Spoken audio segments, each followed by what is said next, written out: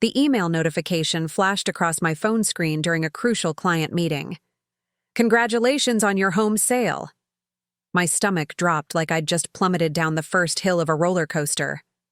What home sale? I hadn't sold my home. I quickly excused myself, stepping into the hallway of Crosstech Solutions where I'd worked as a project manager for the past 7 years. Before we jump back in, tell us where you're tuning in from. And if this story touches you, make sure you're subscribed. Because tomorrow, I've saved something extra special for you. With trembling fingers, I opened the email. There it was in black and white. Confirmation of the sale of 427 Lakeview Terrace. My home. Our home. Nathan's and mine. Except Nathan hadn't mentioned selling our house, not once during breakfast that morning when he kissed me goodbye, or last night when we discussed weekend plans to fix the garden trellis. "There must be some mistake," I whispered, dialing Nathan's number. Straight to voicemail. I tried again. Same result. The knot in my stomach tightened as I scrolled through my contacts and called our real estate agent, Julian, who had helped us buy the house 3 years ago. "Julian, hi, it's Rebecca Martinez. I just got an email about my house being sold. This has to be a mistake." The pause on the other end lasted just long enough to tell me everything.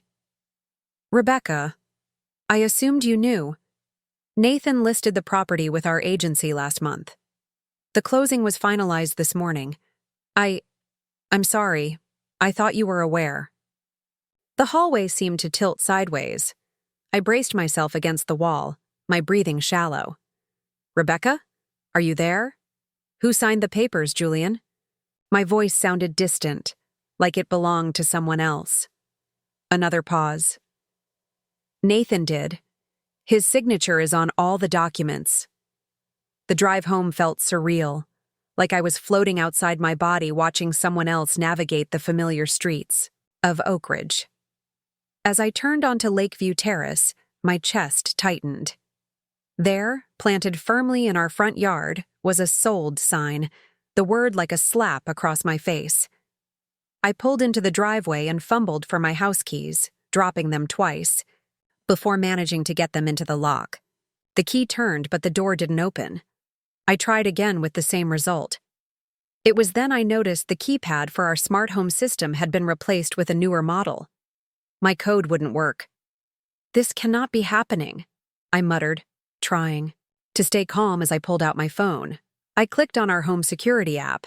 Surprisingly, it was still connected. Nathan must have forgotten to remove my access. Through the app, I could see inside our home, our formerly furnished home, now stripped bare of most furniture. In the middle of the living room floor sat my suitcase and a few boxes labeled Becca's things in Nathan's hasty scrawl. My phone buzzed with a text message. "Nathan, hey babe, we need to talk when you get off work. Big opportunity came up. Had to move fast. Don't freak out when you get home. Keys under the ceramic frog. Don't freak out? Don't freak out?" He had sold our home without telling me and packed my things like I was a roommate being evicted. I found the spare key under the ceramic garden frog and let myself in. The house echoed with emptiness, my footsteps reverberating off the hardwood floors we had installed together last summer. I sank down beside my suitcase, opened it to find a jumble of clothes, mostly weekend wear, and barely any work clothes. No toiletries, not even my favorite coffee mug. My phone buzzed again. "Nathan. Should be home around 7. We'll celebrate." "This is going to be great for us. Celebrate?" My hands shook as I called the one person I could always count on. "Zoe, I need help," I managed before my voice cracked. "Nathan sold our house. Today. Without telling me." "He what?" Zoe's voice shot up an octave. "Where are you now?" "At the house. He packed some of my things. The furniture is gone. I broke off, a sob finally escaping. "I'm coming. Don't move. And Becca? Don't call him. Not yet." 20 minutes later, Zoe's sleek black Tesla pulled into the driveway. She wasn't alone. My brother Ryan was with her, his expression shifting, from concern to anger as they entered the house and took in the scene. "This can't be legal," Ryan said, wrapping me in a bear hug. "It might be," Zoe said grimly, looking around the empty living room. "Depends on whose name is on the deed." The deed. I pulled away from Ryan and rushed to the kitchen where I kept a fireproof box of important documents in the back of the pantry. The box was gone. "Looking for this?" Ryan held up his phone. "I'm searching property records online right now. Oak Ridge County has a public database." We huddled around his phone, waiting as the page loaded. And there it was. 427 Lakeview Terrace, solely in the name of Nathan Martinez. "That's impossible," I whispered. "We bought this house together. I put in half the down payment." "Can you prove it?" Zoe asked gently. Could I? I thought back to 3 years ago when we'd found this place. Nathan had handled most of the paperwork while I was wrapping up a big project at work. I'd transferred my half of the down payment to our joint account, and he'd taken care of the rest. Had I ever actually seen the final deed? Had I been so trusting, so stupid? "Check the sale details," I said to Ryan, my shock beginning to give way to anger. Ryan tapped through several screens. "Sold to Skyline Ventures LLC for $625,000. $625? Zoe exclaimed. "Didn't you say you bought it for $580,000 3 years ago? In this neighborhood? That's way under market value." She was right. Houses on our street had been selling for over $800,000 recently. Why would Nathan sell for so little? My phone buzzed again. Another text from Nathan. "Don't forget we have dinner reservations at Harborview at 7. Wear that blue dress I like. Big celebration tonight." I stared at the message, something cold and hard forming in my chest. This wasn't just a misunderstanding. This was calculated. "I need to check something," I said, heading upstairs to what had been our home office. The room was emptied of Nathan's expensive ergonomic chair and standing desk, but an old filing cabinet remained in the corner. Nathan had always been meticulous about paperwork, something I'd once found endearing. Now I wondered what else that careful record-keeping hid. I pulled open the bottom drawer where we kept documents about the house, or where we used to keep them. The drawer was empty except for one folder marked Home Warranty. Nathan must have missed it in his haste. Inside was a copy of our initial mortgage application, with both our names listed as co-applicants. "Found something," I called downstairs. As Zoe and Ryan came up, I noticed a blinking light coming from the closet. Our Wi-Fi router was still there, and next to it, our backup drive was still plugged in. Nathan had overlooked it completely. "That could be important," Ryan said, unplugging the drive and handing it to me. "What else should we grab while we're here?" I looked around at what remained of my home, trying to think practically despite the emotional typhoon swirling inside me. My jewelry box is gone. Most of my clothes, too. I headed to our bedroom, nearly empty now except for the bare mattress, and a few boxes.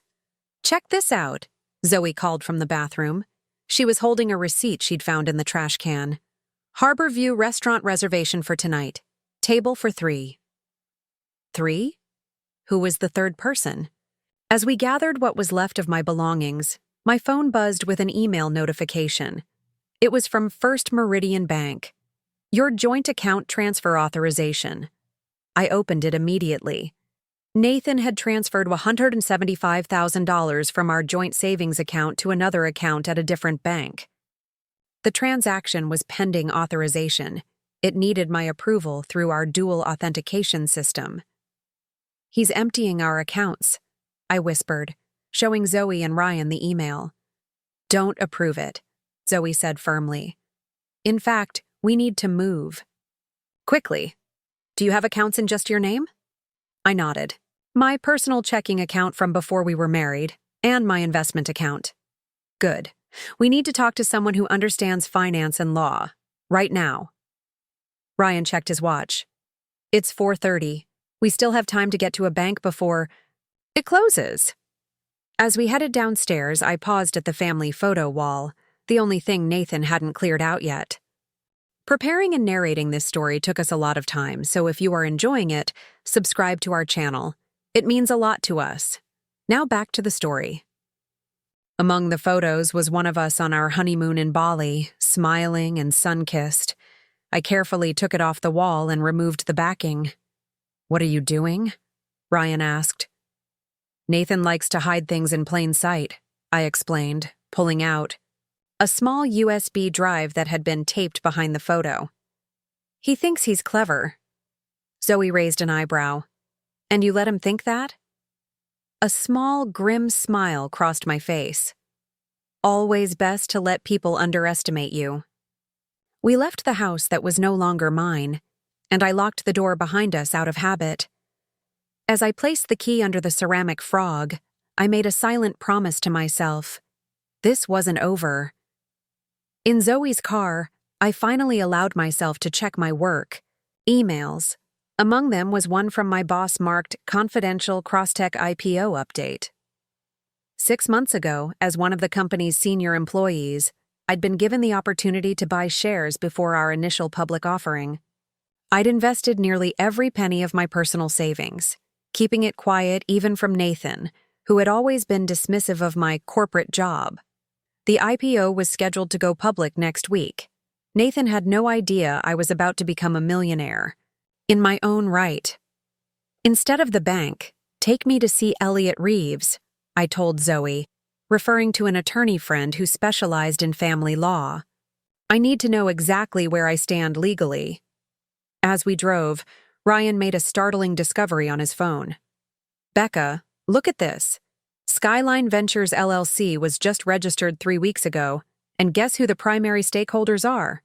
Nathan Martinez and Derek Phillips."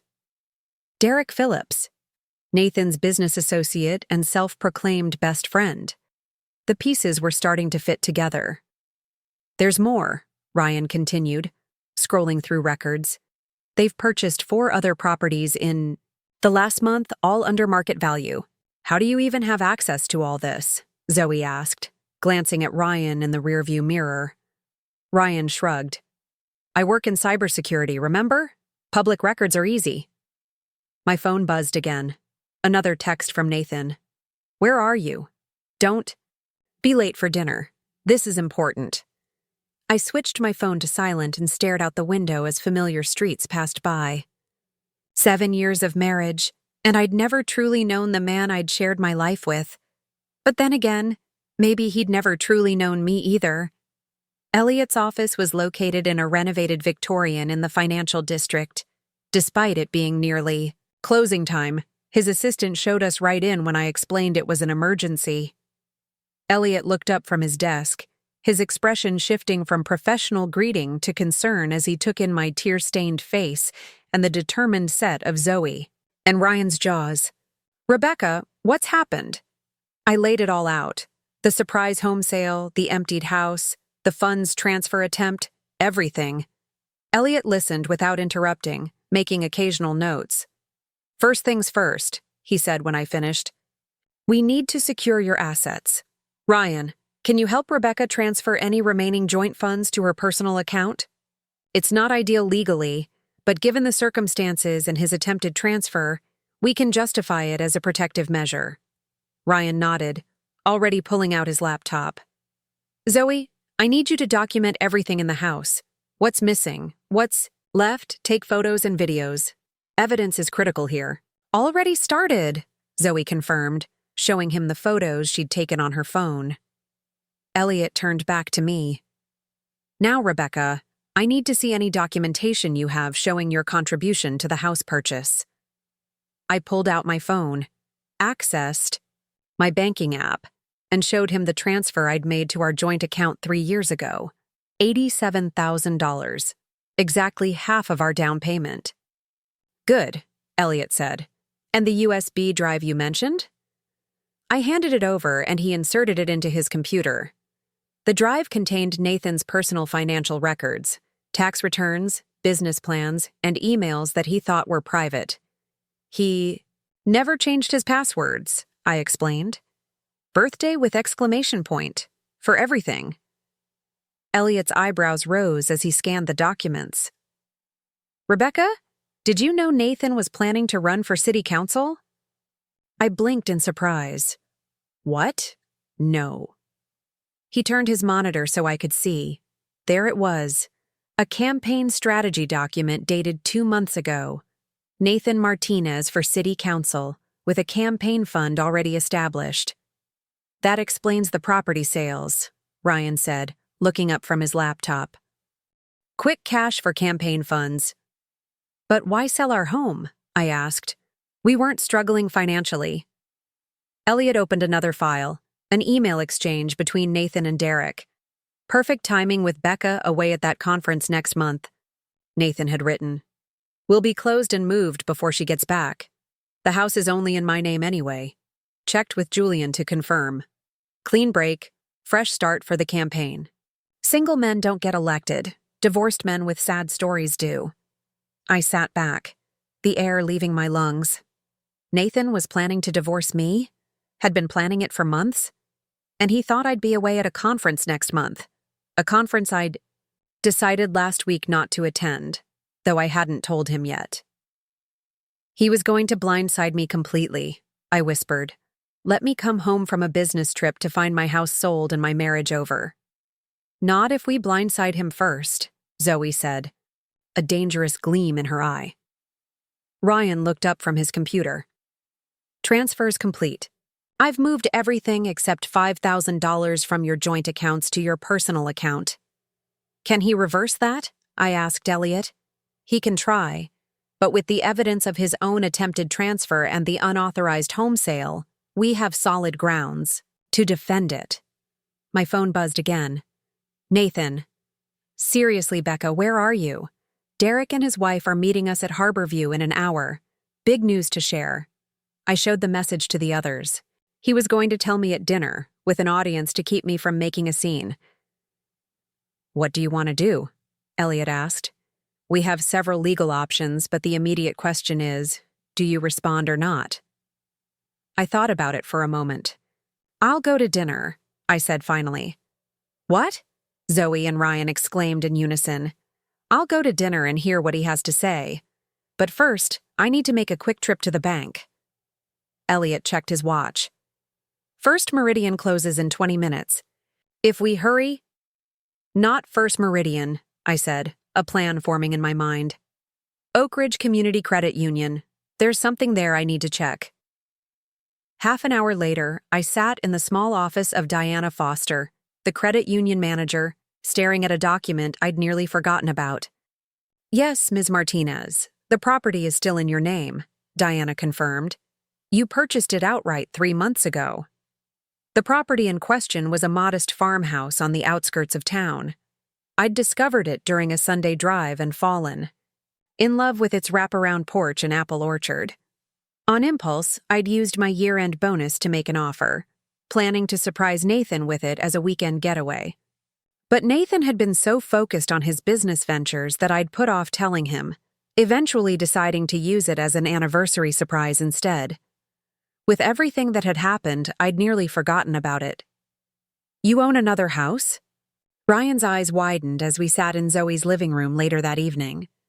I had decided to skip Nathan's dinner entirely, letting him wait at Harborview Restaurant while I figured out my next move. It's not just any house, I explained, pulling up photos on my phone. It's a 3-acre property with a renovated farmhouse and a small orchard. I bought it as an investment, thinking maybe we could turn it into a weekend retreat or even retire there someday. Zoe leaned over to look at the photos. It's beautiful, Becca, but I still don't understand why you kept it a secret from Nathan. I sighed, scrolling through images of wide plank floors and exposed beam ceilings. At first, it was going to be a surprise, but then, I don't know. Something told me to keep it to myself. Nathan had been acting distant for months, spending more time with Derek and less time at home. When I'd bring up our future, he'd change the subject. Good instinct, Ryan muttered, still working on his laptop. He'd been combing through Nathan's emails from the USB drive, creating a timeline of events. My phone had been buzzing incessantly for the past hour with texts and calls from Nathan. I'd silenced it, not ready to confront him yet. Now, I checked. The messages. Nathan, where are you? We're waiting. Nathan, you're embarrassing me. Derek and Vanessa are here. Nathan, answer your phone, Becca. This is childish. Nathan, fine. If you're not going to be supportive of our future, that says everything. The last message had come in just minutes ago. I'm coming home. We need to talk. Now. He doesn't know, I said quietly. Doesn't know what? Zoe asked. That we know the house is sold. He thinks I'm just being difficult about missing dinner. I stood up, suddenly feeling caged. He's heading to the house now, expecting to find me there. Ryan checked the surveillance app on my phone. The house is empty. No one's there yet. We need backup, Zoe decided, reaching for her phone. I'm calling Gabby. If anyone can make sense of this financial mess, it's her. Gabriella Patel was a financial advisor who had helped Zoe restructure her business last year. She was also one of the sharpest minds I knew when it came to following money trails. While Zoe made the call, Ryan continued his digital excavation. Becca, look at this, he said, turning his laptop toward me. 3 weeks ago, Nathan emailed Julian asking for the documentation we discussed. Julian sent over paperwork showing sole ownership of the house. I peered at the screen. But how? We both signed the mortgage papers. Yes, but apparently not the deed, Ryan said grimly. And there's more. The funds from the house sale didn't go to your joint account. They went directly to an LLC account that Nathan opened with Derek. A chill ran down my spine. So, they've been planning this for a while. At least 3 months, based on these emails, Ryan confirmed. And get this, Skyline Ventures isn't just buying random properties. They're specifically targeting homes in the Oak Meadows district. That caught my attention. Oak Meadows was a historic neighborhood where zoning laws had recently changed, allowing for commercial development. Nathan and Derek had always talked about wanting to break into the short-term rental market. Was that what this was about?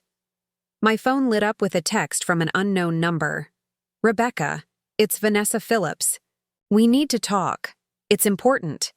Nathan doesn't know I'm contacting you. Vanessa? Derek's wife? We'd met at company functions but weren't close. What could she possibly want to tell me? Before I could respond, the doorbell rang. Zoe peeked through the peephole and then let in a petite woman with an armful of file folders. Gabriella Patel, looking like she'd come straight from her office. So your husband sold your house without telling you? Gabby said in lieu of a greeting, setting her files down on Zoe's coffee table. Let's see what we're working with. For the next hour, Gabby pored over bank statements, property records, and emails, building a financial picture of what Nathan and Derek had been doing. Meanwhile, I messaged Vanessa back, arranging to meet her the following morning at Riverfront Coffee, away from Nathan and Derek's usual haunts. Your husband's been busy? Gabby said finally, pushing her tortoiseshell glasses up on her nose. In the past 3 months, he's moved approximately $320,000 through various accounts, including your joint savings.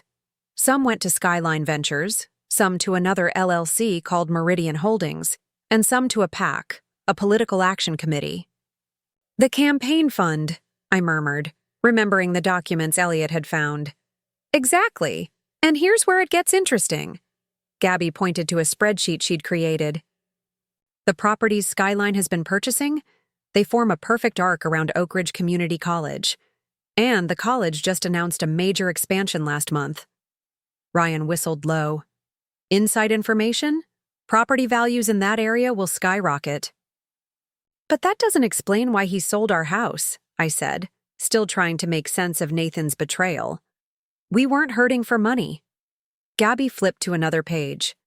According to this campaign strategy document, Nathan's running on a platform of family values and fiscal responsibility. But look here. She pointed to a note in the margin. Downsize personal residence to show commitment to financial prudence. He sold our home as a campaign prop? The idea was so absurd I almost laughed. To look more relatable to voters? That, and to free up capital for these other investments, Gabby confirmed. The problem is, he did it without your knowledge or consent, which raises serious legal issues. My phone buzzed again. Nathan, where the hell are you? I'm at the house. Your car's gone. Call me now. I showed the message to the others. Should I respond? Not yet, Ryan advised. Let him sweat a little more. Meanwhile, I found something else. He turned his laptop around to show us a series of text messages he'd recovered from the backup drive. The exchanges were between Nathan and someone saved in his contacts as campaign advisor. Need to clean. Up your image before announcing, the advisor had written. Family man, but not flashy. The McMansion doesn't play well with middle-class voters, and we need to address the potential scandal. Nathan had replied, working on downsizing the house. As for the other matter, it will be handled discreetly. What other matter? I wondered aloud. What potential scandal? My question hung in the air, unanswered but ominous. Whatever Nathan was hiding, it went beyond real estate deals and political ambitions. You need to secure everything, Gabby said firmly. Not just your money, but any documentation, photos, digital records, anything that might disappear if Nathan realizes you're onto him. I already moved most of the money, I said, and we have the USB drive. What about your personal items from the house? Zoe asked. Your jewelry, important documents, family heirlooms? I thought of the hastily packed suitcase. Most of it's probably still there, unless Nathan already moved it to storage. But I can't go back tonight. He's there waiting for me. You don't have to, Ryan said, showing me the home security app. Through the camera feed, we could see Nathan pacing the living room, phone in hand, looking increasingly agitated. We'll wait until he leaves, then go back and get what you need. My phone buzzed yet again. Nathan had escalated to calling Zoe now. Should I answer? Zoe asked, holding up her ringing phone. I nodded. Put it on speaker. Zoe accepted the call. Hello? Zoe, it's Nathan. Is Becca with you? His voice sounded strained, tight with barely controlled anger. Why would you think that? Zoe replied coolly. Cut the crap. Her car's not at home. She's not answering her phone, and she missed an important dinner. If she's there, put her on. I'm here, I said, signaling Zoe to keep the phone on speaker. What do you want, Nathan? What do I want? His voice rose. I want my wife to act like an adult instead of throwing a tantrum and disappearing. We had dinner plans, important dinner plans, and you just didn't show up.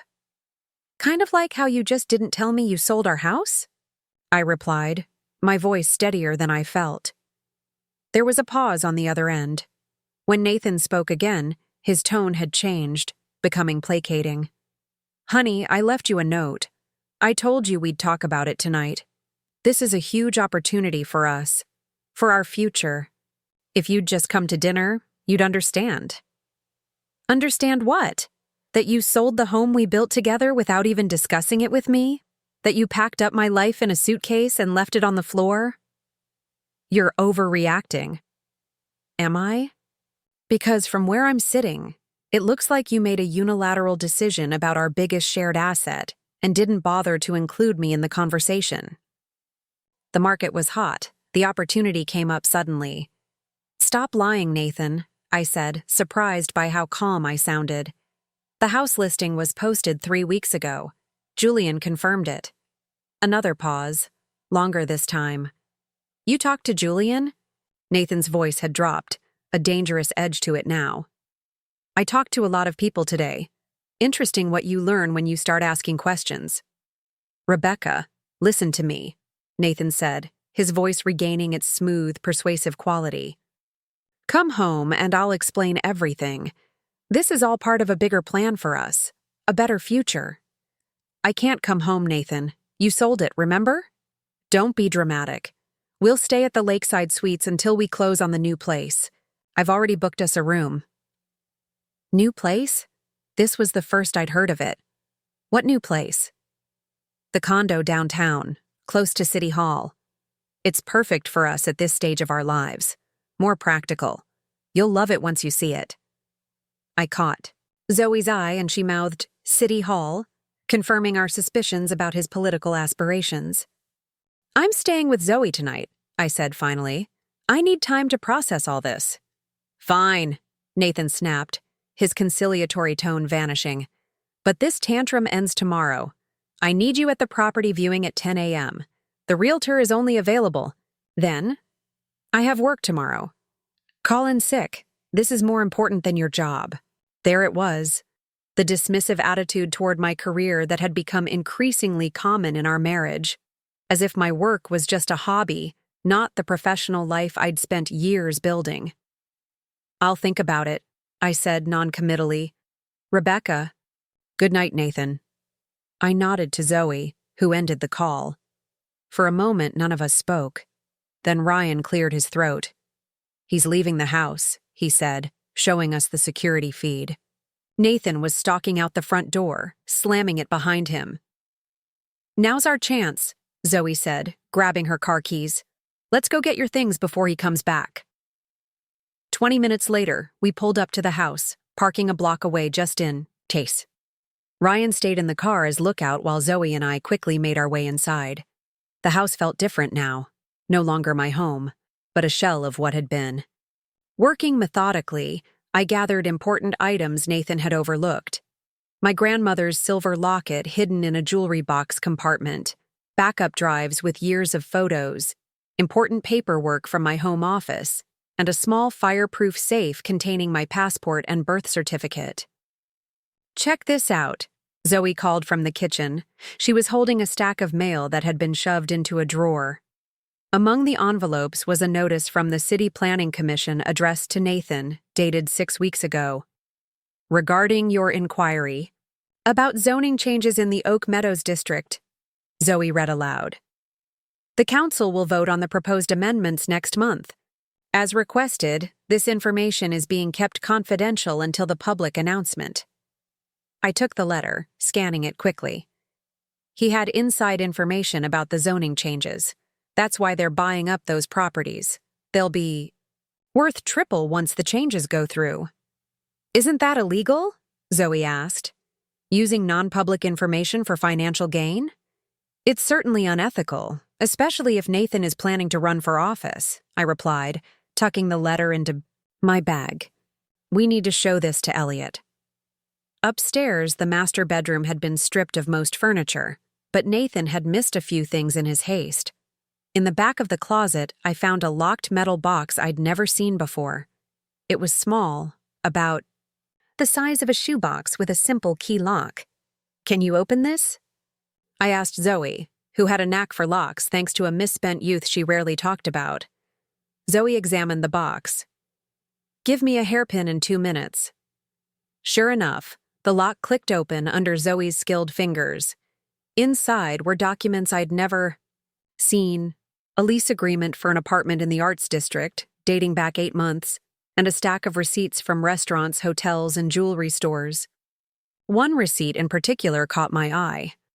A diamond pendant from Hartman's Fine Jewelry, purchased 3 weeks ago, right around the time Nathan listed our house. He has another apartment? Zoe whispered, looking at the lease. For 8 months? My stomach churned as the pieces fell into place. The late nights at the office, the business trips that seemed to multiply, the growing emotional distance between us. Nathan hadn't just been planning a political campaign behind my back. He'd been living a double life. We need to go, I said, stuffing everything back into the box. Now. As we hurried downstairs, headlights swept across the front window. A car was pulling into the driveway. Nathan? Zoe asked, freezing in place. I checked the security app on my phone. No, it's Derek's car. And There's a woman with him, but it's not Vanessa. We watched through the app as Derek helped a young woman out of the passenger seat. She was perhaps in her mid-20s, professionally dressed but with a distinctly more glamorous style than was typical in Oak Ridge. Derek guided her to the front door, his hand resting intimately on the small of her back. "That's not his wife," Zoe whispered unnecessarily. "No, it's not," I agreed, my mind racing. "Quick, out the back door." We slipped out through the kitchen, just as we heard keys in the front lock. Racing across the backyard, we made it to the side gate that led to the next street over. Ryan was waiting there, having moved the car when he spotted Derek arriving. "Who was that with Derek?" he asked as we piled into the car. "Not his wife," I said grimly, which might explain why Vanessa wants to meet with me tomorrow. Back at Zoe's apartment, we spread out our findings. The metal box had yielded more than just the lease agreement and receipts. There were also photographs of Nathan with different women at various events, none of which I'd attended or even heard about. "This is getting messier by the minute," Gabi observed, having returned after putting her kids to bed.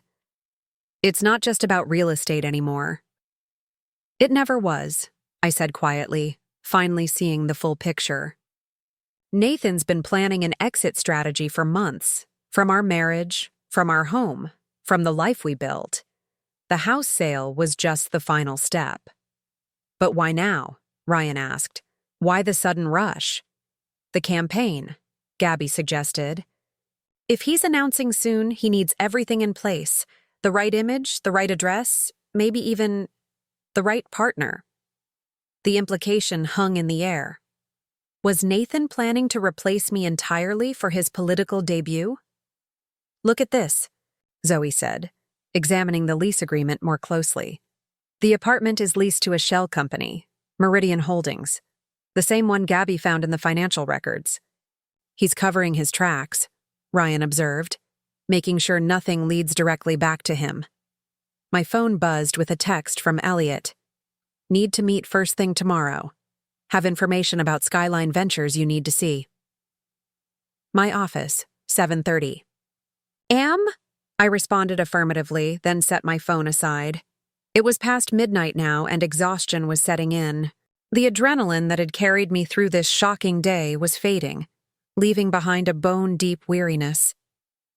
"You should try to get some sleep," Zoe said gently, seeing my fatigue. "Tomorrow's going to be another long day." She was right. Between meeting Elliot at 7:30, Vanessa at 9:00, and somehow dealing with Nathan's demand that I attend the condo viewing at 10:00, I had a full morning ahead. "Here," Zoe said, handing me a glass of water and a flannel pajama set. "The guest room is all yours. And Becca, we're going to figure this out. Nathan may think he's thought of everything, but he clearly underestimated who he's dealing with." I managed a small smile, grateful for my friend's unwavering support. He always did. As I settled into Zoe's comfortable guest room, my phone lit up with one final text from Nathan. "Things will make sense tomorrow, I promise. Don't make decisions when you're emotional. Remember, we're a team." Team. The word that had once filled me with such warmth now left me cold. Nathan and I hadn't been a team for months, maybe longer. He'd been playing a game with rules I didn't know, on a field I couldn't see. But that was about to change. Morning arrived too quickly, the pale autumn light filtering through Zoe's guest room curtains as my alarm chimed at 6 UAM. I'd slept fitfully, dreaming of empty houses and strangers living in rooms that had once been mine. After a quick shower, I dressed in clothes Zoe had lent me, a crisp button-down and tailored slacks that were slightly too long but would work for the day ahead. Ryan had already left for his early morning cybersecurity job, but had texted that he'd meet us at Elliot's office. Zoe handed me a travel mug of coffee as I gathered my things. "Ready for this?" "As I'll ever be," I replied, checking my phone. No more messages from Nathan, but there was one from my coworker Mia, responding to the email I'd sent last night explaining I needed a personal day. "Take all the time you need," Mia had written. Covered your meeting with Jackson Tech. Call if you need anything. Another text arrived as we headed to the car, this one from Vanessa Phillips, confirming our 9 a.m. meeting at Riverfront Coffee. What could Derek's wife possibly want to tell me? And was it connected to the woman we'd seen with Derek at the house last night? Elliot's office was already bustling when we arrived at 7:30 a.m. His assistant showed us straight into a conference room where Ryan and Gabby were waiting, along with Elliot himself, looking like he'd been up all night. "Thanks for coming in so early," Elliot said, handing me a folder. "I spent some time digging into Skyline Ventures after you left yesterday. What they're doing isn't just unethical, it may be illegal." I opened the folder to find documents detailing the recent property purchases in Oak Meadows, along with maps showing their locations. "Notice anything?" Elliot asked, spreading out a larger version of the map on the conference table. The properties formed a perfect semicircle around Oak Ridge Community College. "They're buying up all the land around the college expansion," I observed. "Exactly. And look at the sale prices," Elliot pointed to a spreadsheet. "In every case, they've purchased well below market value." "How is that possible in this market?" Zoe asked. "People are in bidding wars for houses in Oak Meadows." Elliot's expression was grim. "That's the concerning part. We've found evidence suggesting they're using pressure tactics, targeting homeowners facing foreclosure, medical debt, or other financial difficulties. In some cases, they've spread rumors about property values dropping to create panic selling." "That sounds like fraud," Ryan said. "It is," Elliot confirmed. "And there's more. The zoning changes that will make these properties so valuable." Nathan got advance notice through his connection with Councilman Harrington, who, coincidentally, is the one who's been encouraging Nathan to run for office. "Insider trading, essentially, but with real estate," Gabby observed.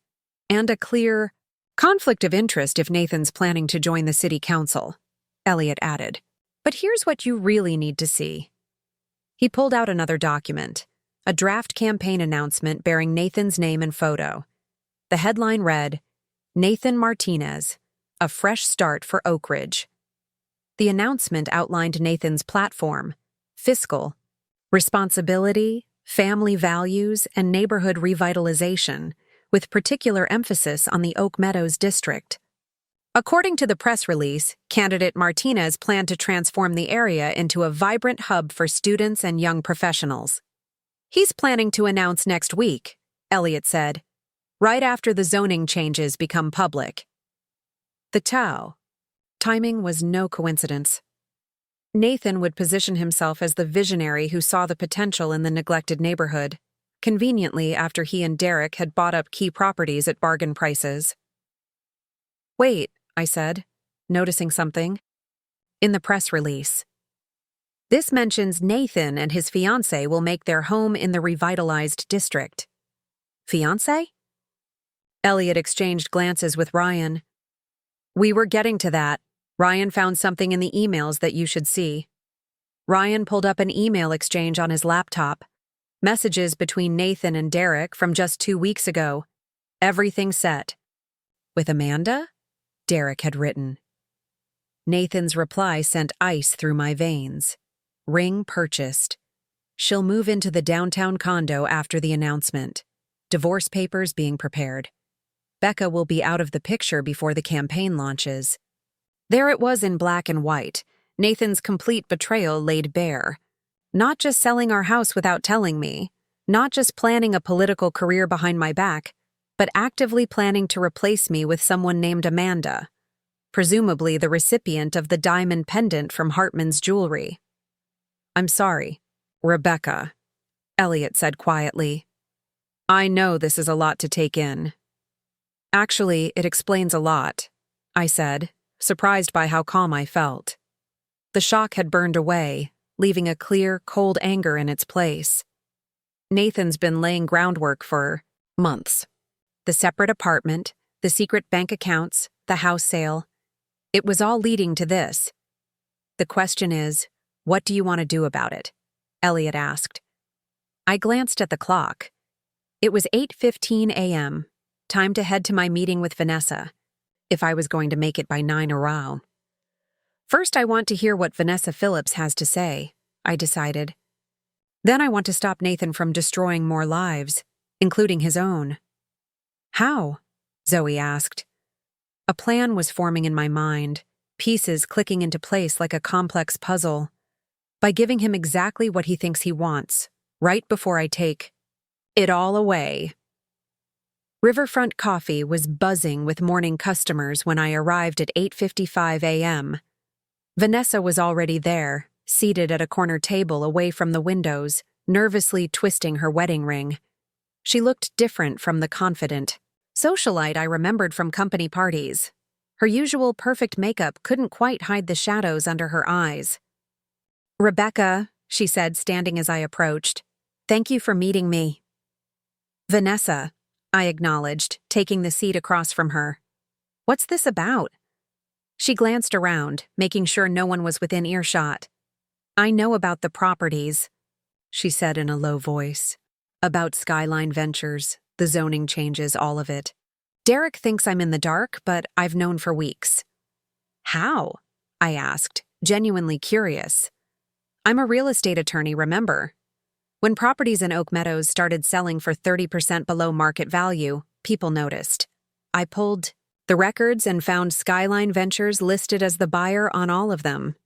It wasn't hard to connect the dots back to Derek and Nathan." She pulled a folder from her designer handbag and slid it across the table. "What you don't know is that they've done this before. 3 years ago in Westlake. They bought properties, flipped them after zoning changes, and made millions. But people got hurt in the process. Small businesses displaced, families forced, out of homes they'd lived in for generations." I opened the folder to find newspaper clippings, property records, and court documents, all relating to a development controversy in Westlake, a town about 40 miles away. "Why are you showing me this?" I asked, though I already suspected the answer. Vanessa's perfectly manicured hands trembled slightly as she reached for her coffee. "Because history is repeating itself, and I can't be complicit again. And because I know about Amanda." There it was, the name from Nathan's emails. "Who is she?" "She works for Councilman Harrington. She's been involved with both Derek and Nathan for months. The woman you saw with Derek last night? That wasn't Amanda. That was Elise, another part of their circle." Vanessa's voice was bitter. "There are several women they rotate through those apartments. I've known about Derek's affairs for years, but I looked the other way because our prenup favors him if I file for divorce. But this, using these women as props for their business and political ambitions, it's gone too far." My head was spinning. "Nathan's planning to leave me for Amanda." "Yes. After the campaign announcement, she's being groomed as the perfect political wife. Young, photogenic, connected to the right people." Vanessa took a deep breath. "I'm sorry, Rebecca. I should have warned you sooner." "Why now?" I asked. "Why come forward at this point?" Vanessa met my eyes directly for the first time. "Because they're about to destroy an entire neighborhood to fuel their ambitions. Because I found evidence that they bribed a planning commission member to fast-track the zoning changes. And because—" her voice caught slightly. "Because I'm pregnant, and I refuse to raise my child in the shadow of Derek's corruption."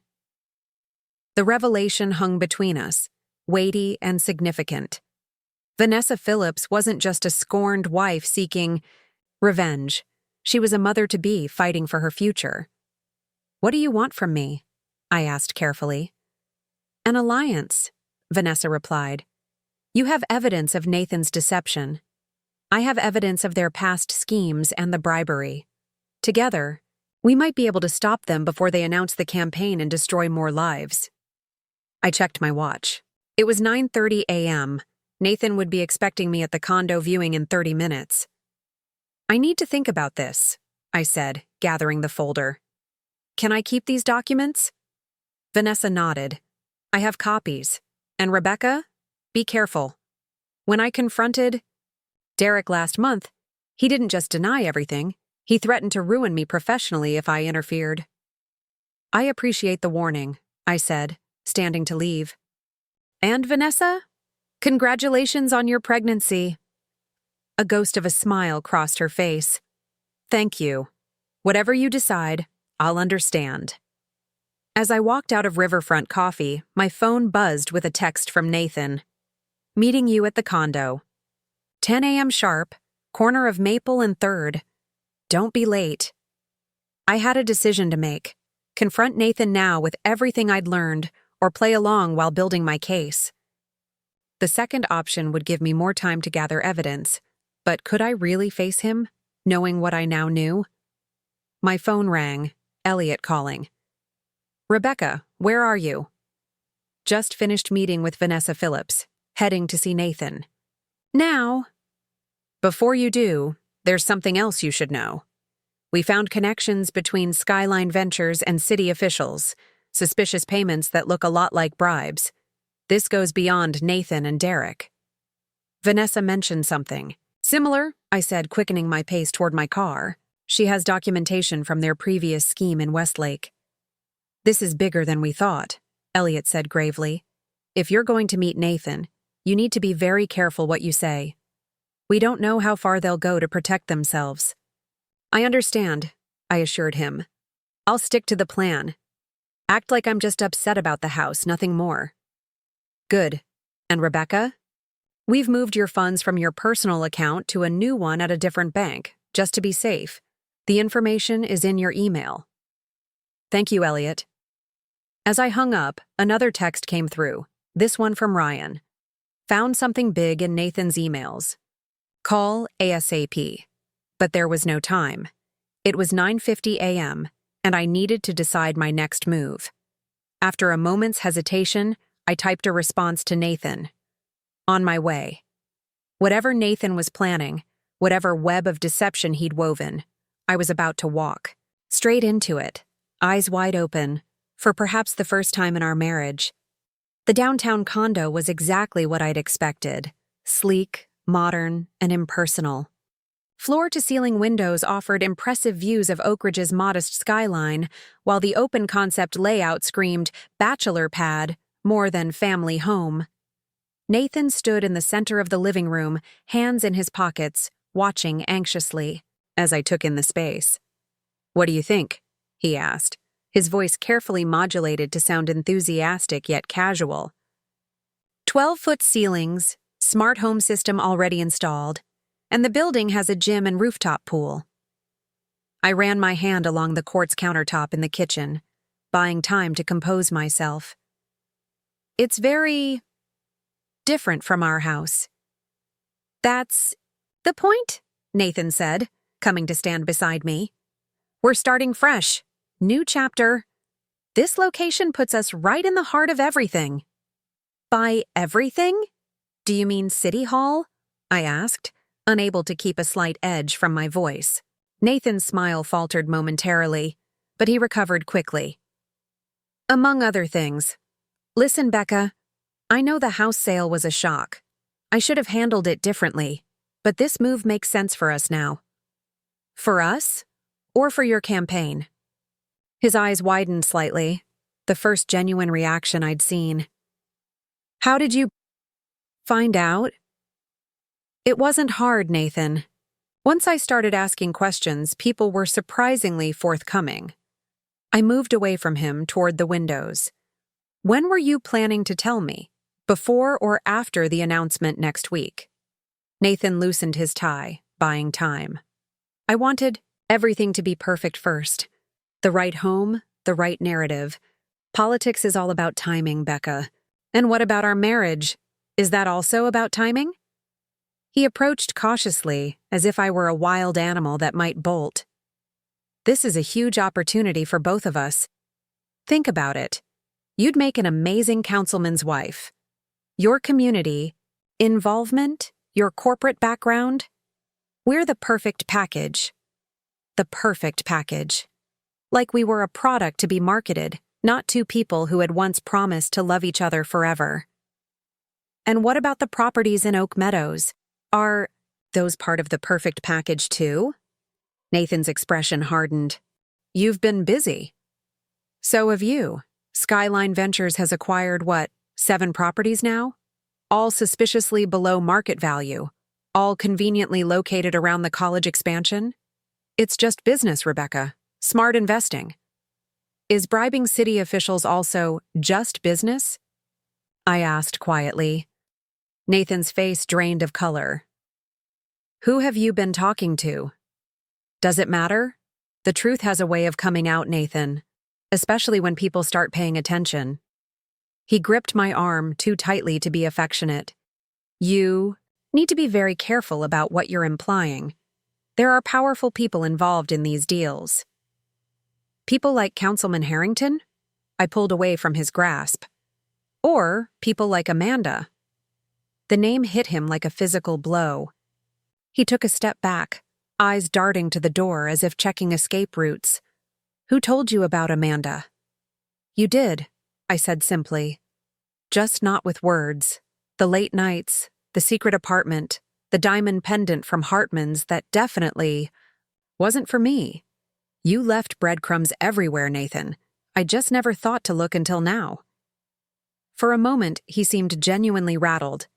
Then, like a mask sliding back into place, his expression smoothed into the practiced calm I'd seen him use in business negotiations.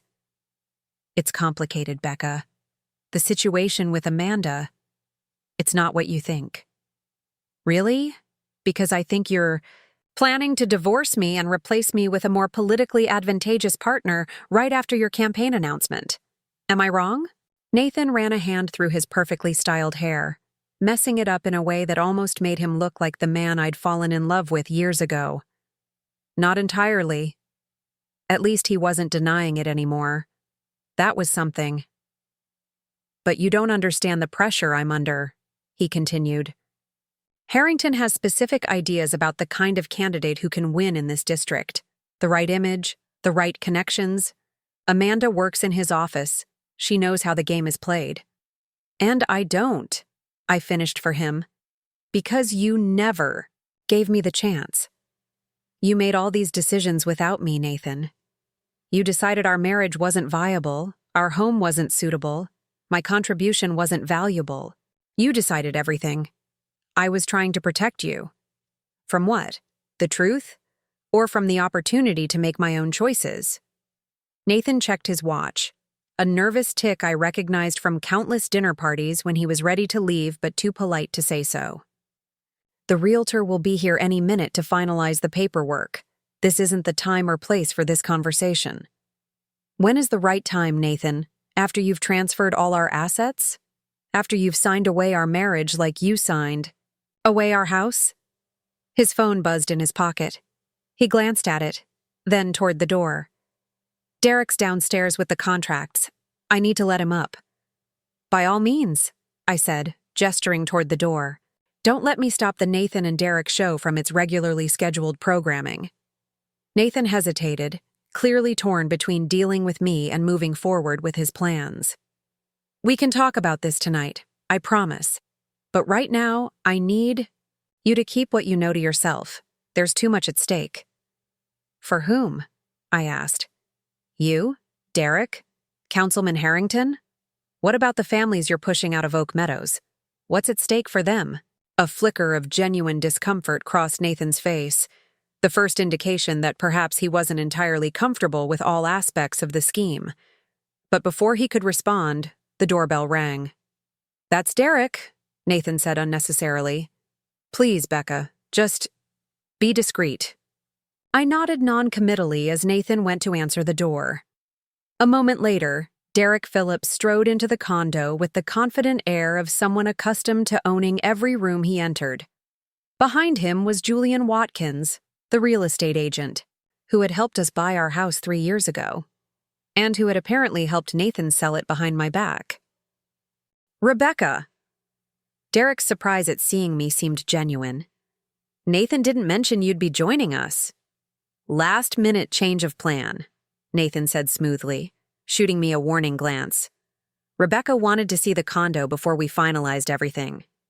Julian looked distinctly uncomfortable, avoiding my gaze as he set his briefcase on the kitchen island. I've brought the purchase agreement for the condo and the final settlement papers for your house sale, he said to Nathan. Everything's ready for signatures. Perfect, Nathan replied, moving to stand beside Derek, a united front. Let's get this done. Julian spread out the papers, pointing to various signature lines. As Nathan reached for a pen, my phone buzzed in my pocket. A text from Ryan. Don't sign anything. Coming to you now. Stall them. Actually, I said, stepping forward, I have some questions about the settlement statement from our house sale. Since I was a co-owner, shouldn't I have been required to sign those documents? Julian froze, pen hovering in midair.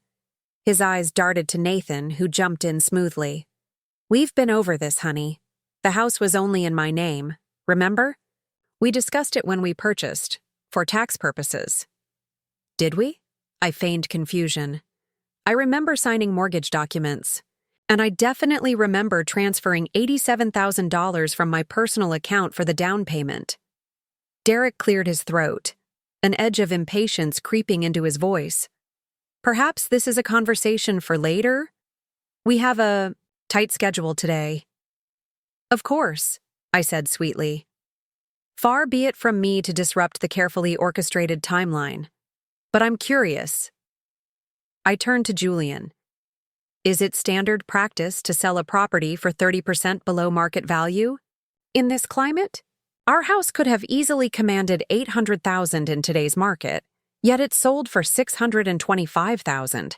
Seems unusual for an experienced agent like yourself. Julian's discomfort visibly increased. Market value is subjective. The property needed updates, and the buyers were prepared to close quickly. The buyers being Skyline Ventures LLC, I interrupted. A company coincidentally owned by my husband and his business partner here. Fascinating how... That works? Derek's expression darkened. Nathan, perhaps you should speak with your wife privately before we proceed. That won't be necessary, Nathan said firmly. Rebecca is just processing a lot of changes right now. She'll come around. Will I? I wondered aloud. Just like, the homeowners in Oak Meadows came around when you pressured them to sell? Or like the small business owners in Westlake came around when you forced them out 3 years ago? Derek's head snapped toward me, genuine alarm replacing his annoyed expression. What did you just say? Westlake, I repeated calmly.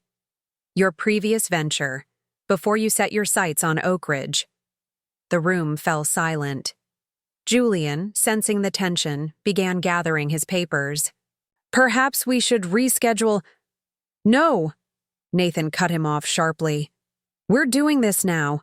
Rebecca, I need to speak with you, privately. The doorbell rang again, saving me from having to respond. Nathan looked confused, clearly not expecting anyone else. He went to answer it, returning moments later with Ryan in tow. Sorry to interrupt, Ryan said cheerfully, though his eyes were hard as he surveyed the room. Rebecca, you left some important documents at the house. Thought you might need them. He handed me a folder. Inside were printouts of emails between Nathan, Derek, and Councilman Harrington, discussing specific properties in Oak Meadows and the guaranteed zoning changes that would make them valuable. Thank you, Ryan, I said, deliberately casual. This is exactly what I needed. Derek's expression had shifted from alarm to thinly veiled hostility. Nathan, what is going on here? Nathan ignored him, focusing on me. Whatever you think you know, you're missing context. These deals are completely legitimate business ventures. Are they? Ryan asked innocently. Because from where I'm standing, using non-public information about zoning changes to acquire properties at deflated prices looks an awful lot like insider trading. And that's before we get to the payments to Councilman Harrington's campaign fund. Julian, who had been edging toward the door, froze. Payments? What payments? Nothing that concerns you, Derek snapped. In fact, I think we're done here. Julian, We'll call you to reschedule. Julian nodded gratefully and made a hasty exit, leaving the four of us in a tense standoff. You've been following me, Nathan accused, turning to me. Digging through my private communications, talking to people behind my back. Ironic, coming from you, I replied evenly. But no, I haven't been following you. I simply started paying attention to what was right in front of me. Derek's phone rang. He checked the display, his face tightening. It's Vanessa. I need to take this. He stepped onto the balcony, closing the glass door behind him. Nathan seized the opportunity to approach me, his voice low and urgent. You need to stop this now, Becca. You have no idea what you're dealing with. I think I do, I countered. A real estate scheme with political ambitions, fueled by insider information and questionable ethics. Did I miss anything? The big picture, Nathan hissed. This isn't just about properties or campaigns. There are development plans for Oaks. Meadows that will transform this city. Billions in potential growth. The people we're working with aren't the kind you want to cross. Are you threatening me? I asked, genuinely startled. Nathan looked almost pained. I'm trying to protect you. I always have been. By planning to divorce me and marry someone else? That's an interesting definition of protection. Ryan cleared his throat, pointedly reminding us of his presence. Rebecca, we should go. Elliot's waiting for us. Nathan's eyes narrowed. Elliot Reeves? You involved a lawyer? Did you really think I wouldn't? I asked, gathering my purse. You sold our home, Nathan. Did you expect me to just accept that? Without question? Derek burst back into the room from the balcony, his face flushed with anger. Vanessa's talking to reporters. She's threatening to go public with everything. Westlake, Oak Meadows, the payments to Harrington, everything. Nathan went pale. She can't. She signed NDAs. She has no proof. Apparently she does, Derek snarled. And according to her, she's not the only one who's been gathering evidence. Both men turned to look at me. Becca, Nathan began, his voice strained. Whatever you're planning, think carefully. There are ways we can work this out that benefit everyone. I bet there are, I agreed, moving toward the door with Ryan close behind me. But right now, I need to get to a meeting with my lawyer. Feel free to continue with your condo purchase. After all, you're so good at making unilateral property decisions. As Ryan and I left, I could hear Derek's angry voice rising behind. Fix this, Nathan. Use whatever leverage you have, but fix it. In the elevator, Ryan immediately pulled out his phone. Elliot's got everyone at his office waiting. We need to move fast. They're already trying to contain the damage. What did you find in those emails? I asked. The ones you texted me. About earlier? Ryan's expression was grim. Proof that the Oak Meadows scheme is just phase 1. They're planning similar operations in 3 other neighborhoods, all timed around strategic policy changes Nathan would help push through once. He's on the council. They're using politics to fuel real estate fraud, I murmured, the scope of the scheme becoming clearer. Politics, real estate, and something else? Ryan replied cryptically. But Elliot should explain that part. As we exited the building, I glanced back to see Nathan watching us from the condo balcony, phone pressed to his ear. He looked smaller somehow, diminished in the morning light, less the confident businessman I'd married, and more a desperate man watching his carefully constructed plans crumble. My phone buzzed with an incoming call from a number I didn't recognize. Against my better judgment, I answered. Rebecca Martinez? A woman's voice asked. Yes. Who's this? Amanda Keller. I believe you know who I am. My heart skipped a beat. Amanda, Nathan's intended replacement for me both personally and politically. I do, I answered carefully, signaling to Ryan that something was happening. What can I do for you, Ms. Keller? Meet me, she said simply. There's more to this situation than you understand, and I think we'd both benefit from a conversation. Alone? I hesitated, weighing the risks. When and where? The Botanical Gardens, Japanese section. 30 minutes. The call ended abruptly. Ryan looked at me questioningly. That was Amanda Keller, I explained. Nathan's, whatever she is. She wants to meet at the Botanical Gardens in half an hour. Ryan frowned. It could be a trap. Nathan and Derek might be trying to intimidate you.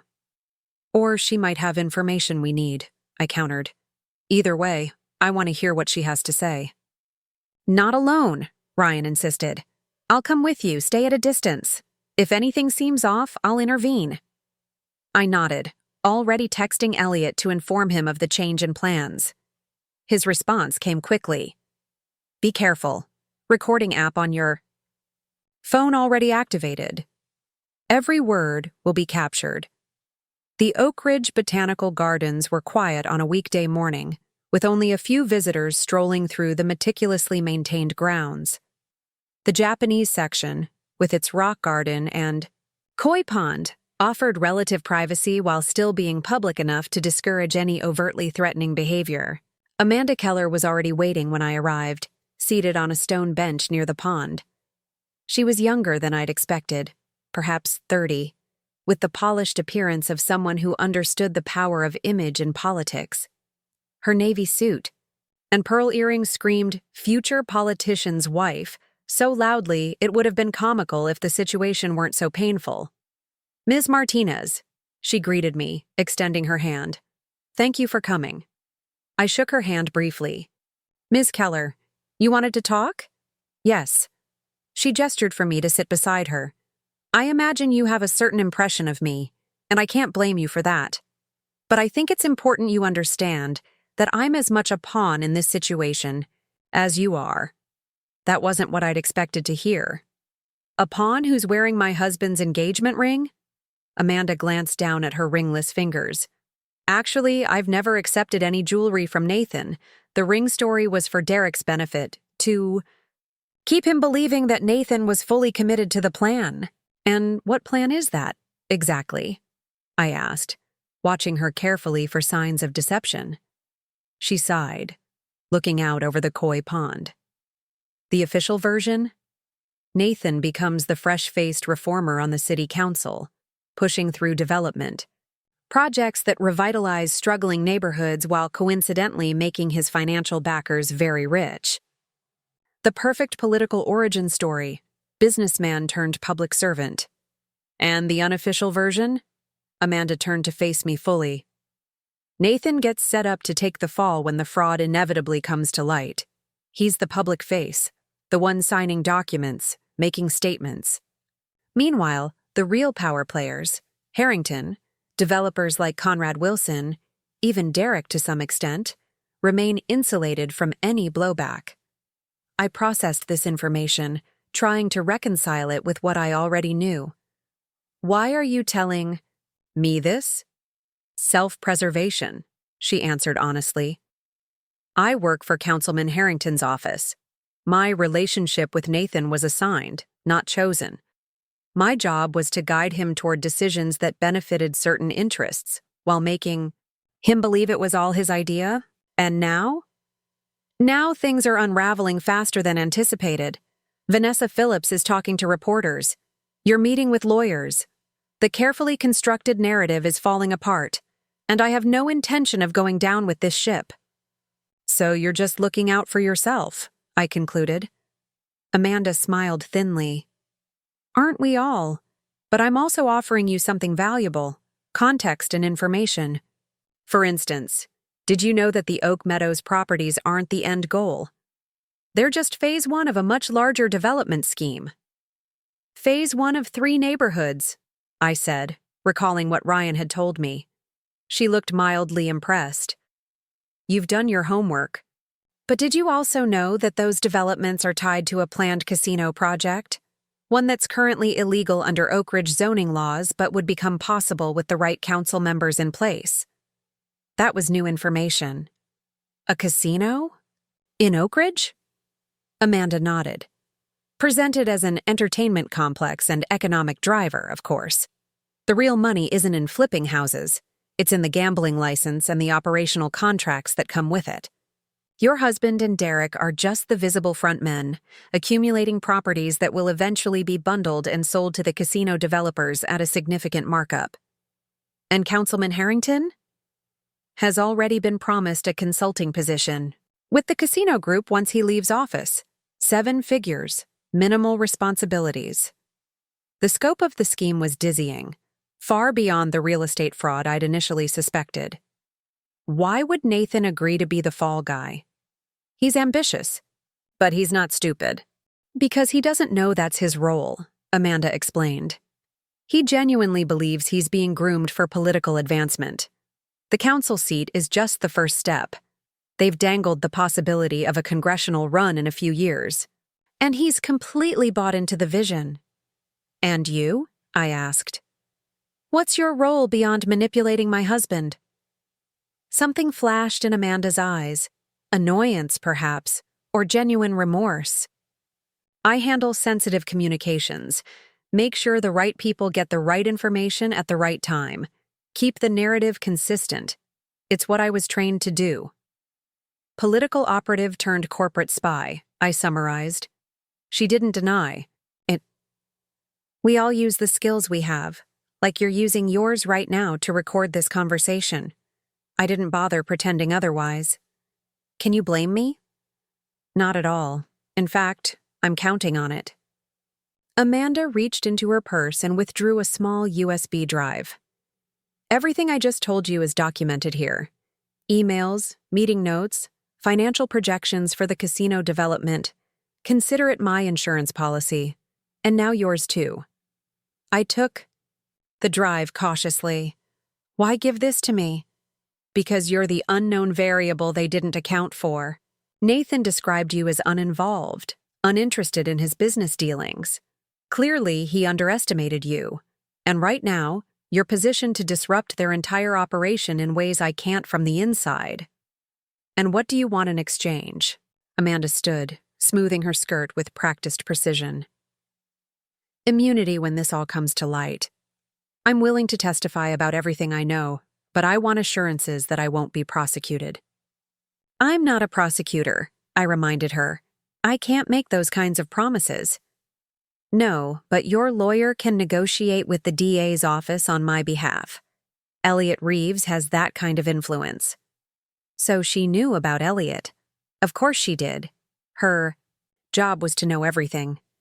I'll discuss it with him, I said noncommittally. Amanda nodded, apparently satisfied. One more thing you should know. Nathan is more victim than villain in this. Ambitious, yes. Ethical, questionable. But he's not the mastermind. When you decide what to do with all this information, remember that. Why do you care what happens? To Nathan? I asked, genuinely curious. A complicated expression crossed her face. Professional respect, perhaps. Or maybe I'm just tired of watching powerful men sacrifice pawns. She checked her watch. I should go. Harrington will be looking. For me. As she turned to leave, I called after her. The diamond pendant. If not for you, then who? Amanda paused. That, I don't know. But Nathan's kept a separate apartment on Juniper Street for nearly a year. You might want to start there. With that cryptic parting comment, she walked away, her heels clicking precisely on the stone path. I remained seated, trying to process everything I'd just learned. The USB drive felt heavy in my hand. A digital Pandora's box containing enough secrets to destroy multiple careers and possibly change the future of Oak Ridge itself. My phone buzzed with a text from Ryan. All clear. Meet you at the south entrance. In 5. As I made my way through the gardens, another text came through. This one from Zoe. Nathan's been calling nonstop looking for you. Also, someone's been parked outside my apartment watching the building. Be careful. A chill ran down my spine despite the mild autumn day. The stakes were clearly escalating. Nathan and his associates wouldn't simply allow their plans to be dismantled without a fight. Ryan was waiting at the garden entrance, visibly relieved to see me. Everything okay? I couldn't hear the conversation from where I was positioned. Better than okay, I said, showing him the USB drive. Amanda just handed us the blueprint to their entire operation, including a casino development that's apparently the endgame of all these property acquisitions. Ryan's eyebrows shot up. A casino? That would never get approved in Oak Ridge without significant political maneuvering, I finished for him. Hence Nathan's council run. We need to get this to Elliot right away, Ryan said, already heading toward the parking lot. And we need to be careful. If what Amanda gave you is as explosive as it sounds, there are people who would go to great lengths to contain it. As if on cue, my phone rang. Nathan again. After a moment's hesitation, I answered. Where are you? He demanded, his voice tight with stress. We need to talk. Now. I'm handling some things, I replied vaguely. And yes, we do need to talk. But not yet. Rebecca, please. Things are spiraling out of control. Derek's threatening legal action, Harrington's people are calling, and Vanessa's talking to the Oak Ridge Tribune. Whatever you think you know. I know about the casino, Nathan. I interrupted quietly. The line went silent for several seconds. When Nathan spoke again, his voice had changed. More cautious, more calculating. Who told you about that? Does it matter? The point is, I know. I know about all of it. The properties, the zoning, changes, the payments to Harrington, the plans for your political career. I know everything. Another long pause. Not everything, he finally said. Meet me at home. Our real home, not the house, and I'll explain. Our real home? What did that mean? Before I could ask, Nathan continued. The farmhouse on Orchard Lane. I know about it, Becca. I've always known. Meet me there in an hour, just you and me. No lawyers, no siblings, no friends. If you ever loved me at all, give me this chance. The farmhouse, my farmhouse, the property I'd purchased in secret, thinking Nathan had no idea it existed. How long had he known? And what else was he hiding? 1 hour, I agreed after a moment. And Nathan, come alone. Because if you don't, this USB drive goes straight to the district attorney's office. I ended the call before he could respond, turning to find Ryan watching me with concern. You're not actually going to meet him alone, are you? He asked. No, I replied, already dialing Elliot's number. I'm going to meet him with the full force of the law behind me. It's time to end this game once and for all. Elliot answered on the first ring. Rebecca, are you okay? I'm fine, I assured him. But I need you to call the district attorney immediately. Tell him we have evidence of real estate fraud, political corruption, and attempted bribery involving Councilman Harrington and multiple developers. And tell him we need officers at the farmhouse on Orchard Lane in 1 hour. Rebecca? I know it sounds dramatic, Elliot. But trust me, what I just learned changes everything. Nathan's been set up as the fall guy in a scheme much bigger than we initially thought. And in 1 hour, he's either going to confess everything or dig himself a deeper hole. And you'll be there to witness it, Elliot concluded, understanding, dawning in his voice. Exactly. It's time Nathan faces the consequences of his choices, all of them. Starting with the fact that he sold our home without realizing I bought another one right under his nose. As Ryan drove us to Elliot's office to regroup before the confrontation at the farmhouse, I felt a strange sense of calm descending. After days of shock, anger, and betrayal, I finally understood the full picture, or at least enough of it to take back control. Nathan had underestimated me from the beginning, dismissing my intelligence, my resilience, and my resourcefulness. He'd sold our home thinking it would leave me vulnerable and dependent on his plans. He couldn't have known that I'd already secured my own future, my own space, my own foundation. The farmhouse on Orchard Lane wasn't just a property investment or a weekend getaway. It was my insurance policy against exactly the kind of betrayal Nathan had orchestrated.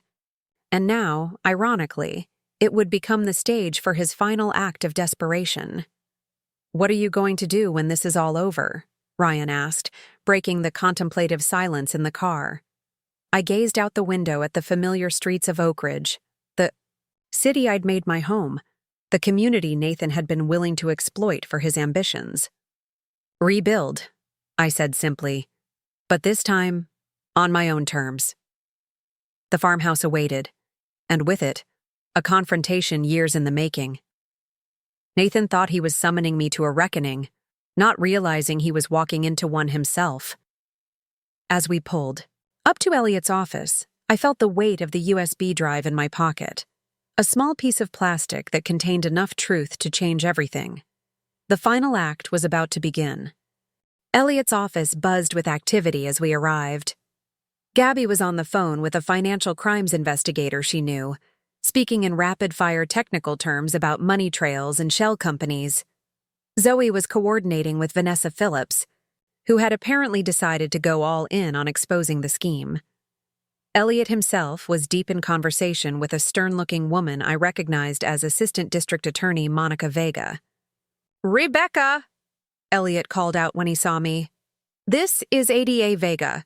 She's very interested in what we've uncovered." Monica Vega extended her hand. "Ms. Martinez, I understand you've acquired some compelling evidence regarding Councilman Harrington and certain development projects." "I have," I confirmed, pulling out the USB drive Amanda had given me.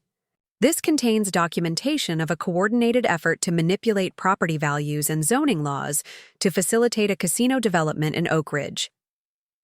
Monica's eyebrows rose slightly, the only indication of surprise from her otherwise composed demeanor. "A casino? That would require significant changes to local ordinances." "Changes that would be pushed through by sympathetic council members," I explained, "including my husband, who was being positioned to run for office specifically to advance these interests." Elliot took the USB drive, connecting it to his computer. As the files populated on his screen, his expression grew increasingly grave. "This is comprehensive," he said finally. "Emails, financial projections, meeting minutes, proposed legislation drafts. Whoever your source is, they had access to the inner workings of this entire operation." "Amanda Keller," I supplied. "She works for Councilman Harrington and was assigned to guide Nathan's political aspirations." "Among other things," Ryan added with a pointed look. Monica reviewed the documents with practiced efficiency. "This is more than enough for search warrants, possibly enough for preliminary charges, depending on how quickly we can verify these materials." "Then we should move quickly," Elliot urged. "Nathan is expecting to meet Rebecca at her farmhouse property in," he checked his watch, "40 minutes. It's a perfect opportunity to confront him with this evidence and potentially get a confession." "A controlled confrontation," Monica mused. "We'd need recording equipment, witnesses." "Already arranged," Elliot assured her. "I have 2 investigators on standby who can pose as caretakers on the property. They'll place recording devices and remain within earshot in case of any complications." The way he said complications sent a chill through me. Until that moment, I hadn't fully considered that Nathan might react unpredictably, even dangerously, when cornered. "Do you think he would—" I began, then stopped, unable to articulate the concern. Zoe squeezed my shoulder reassuringly. "Nathan's a lot of things, but he's not violent. Manipulative, deceptive, self-serving? Absolutely. But physical threats aren't his style." "Still, we'll take precautions," Monica insisted. "I'll have officers nearby, out of sight, but ready to intervene if necessary." The next 30 minutes passed in a whirlwind of preparation. I was fitted with a discreet recording device, given instructions on how to guide the conversation towards specific admissions, and briefed on what to do if the situation became volatile. Through it all, I maintained a strange sense of detachment, as if I were preparing for a particularly challenging business presentation rather than a confrontation with the man who had betrayed me in every possible way. "Are you sure you want to do this?" Ryan asked as we prepared to leave for the farmhouse. "You don't have to be the one to face him." "Yes, I do," I said firmly. Not just for the case, but for me. I need to look him in the eye when he finally tells the truth. The drive to Orchard Lane took us away from Oak Ridge's suburban sprawl and into the rolling countryside that had first drawn me to the farmhouse.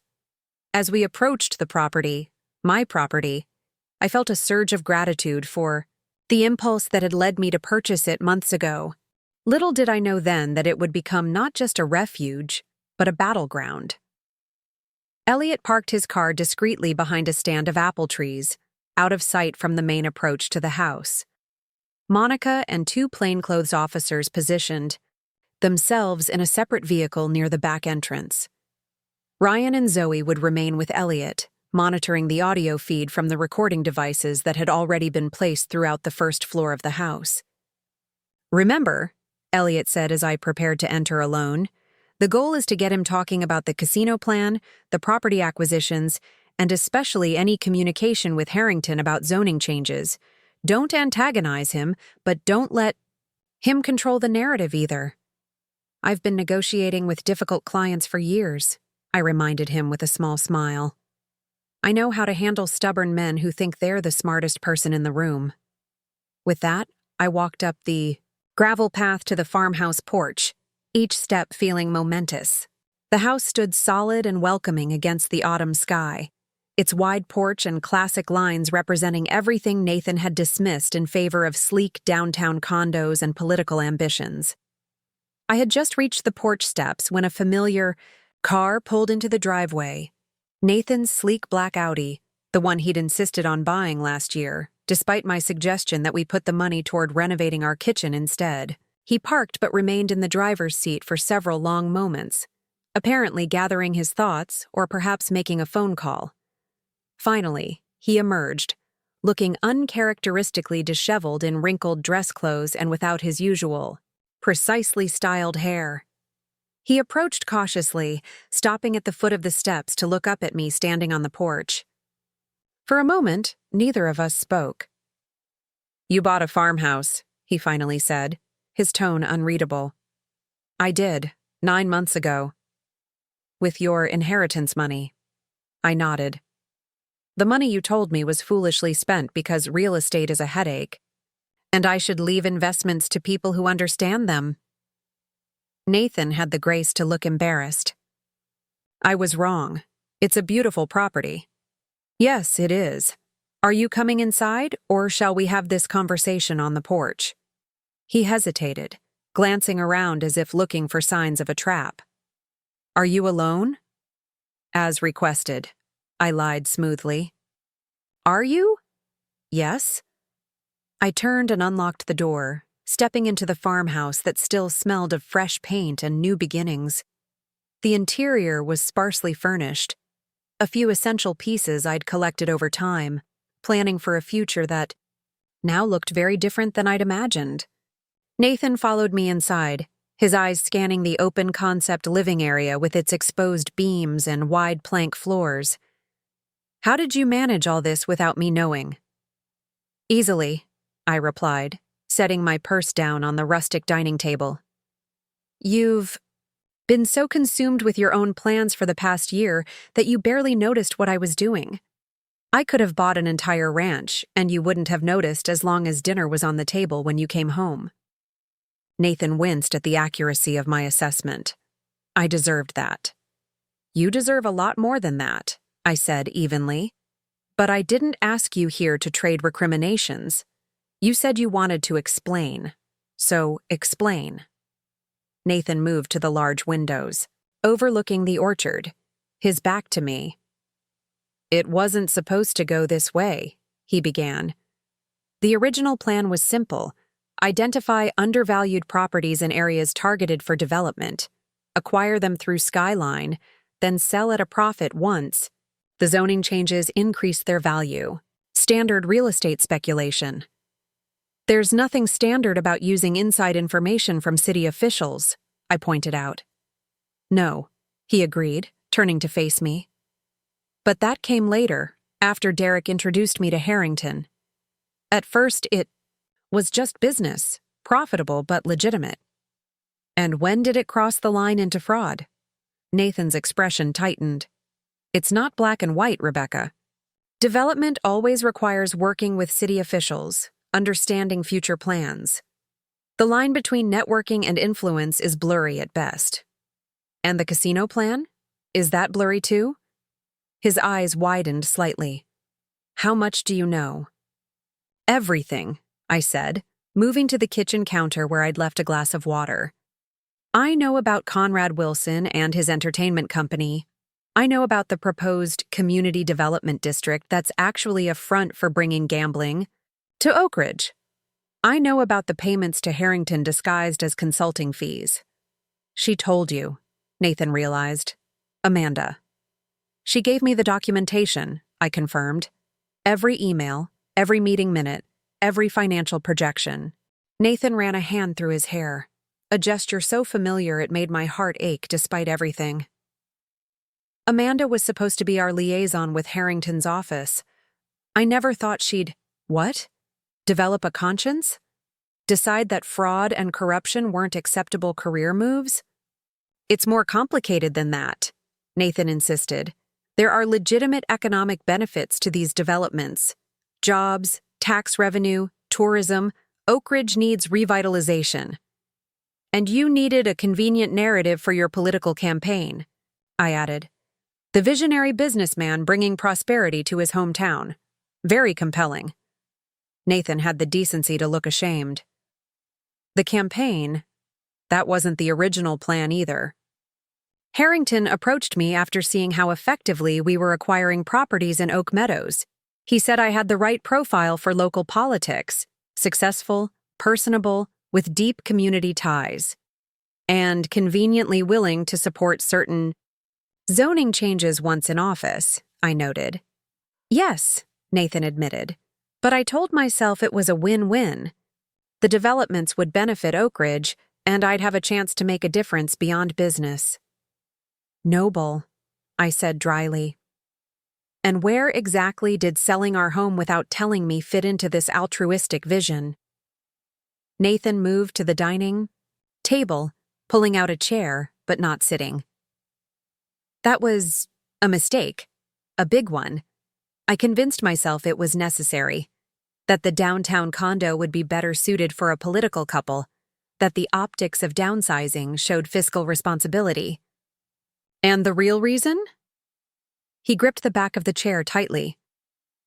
I needed capital. My stake in the Oak Meadows properties was larger than I could cover with liquid assets. The Westlake deals tied up most of our savings, and I couldn't access that without raising red flags. So you sold our home, I summarized. The one place that was supposed to be ours together. And you did it knowing the house was only in your name, deliberately keeping me in the dark until it was too late for me to object. Yes, he said quietly. And I've regretted it every day since. Regretted the decision. Or regretted getting caught. Nathan didn't answer immediately, his gaze dropping to the wooden floor. When he looked up again, there was a calculated sincerity in his expression that I recognized from countless business negotiations. Rebecca, I know I've made terrible mistakes, but it's not too late to salvage something. The properties are valuable even without the casino plan. We could still come out of this ahead financially. And there it was, the self-interest that ultimately drove Nathan's every decision. Not remorse for betraying me, not concern for the ethical implications of his actions, but a desperate attempt to protect his financial position. That's your priority right now? I asked incredulously. Making sure you still profit from all this?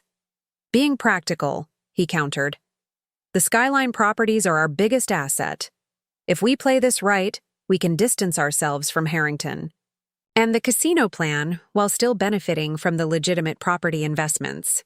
There's nothing legitimate about how those properties were acquired, I reminded him. And there is no we anymore, Nathan. You made sure of that when you decided our marriage was expendable. His expression hardened. What are you saying?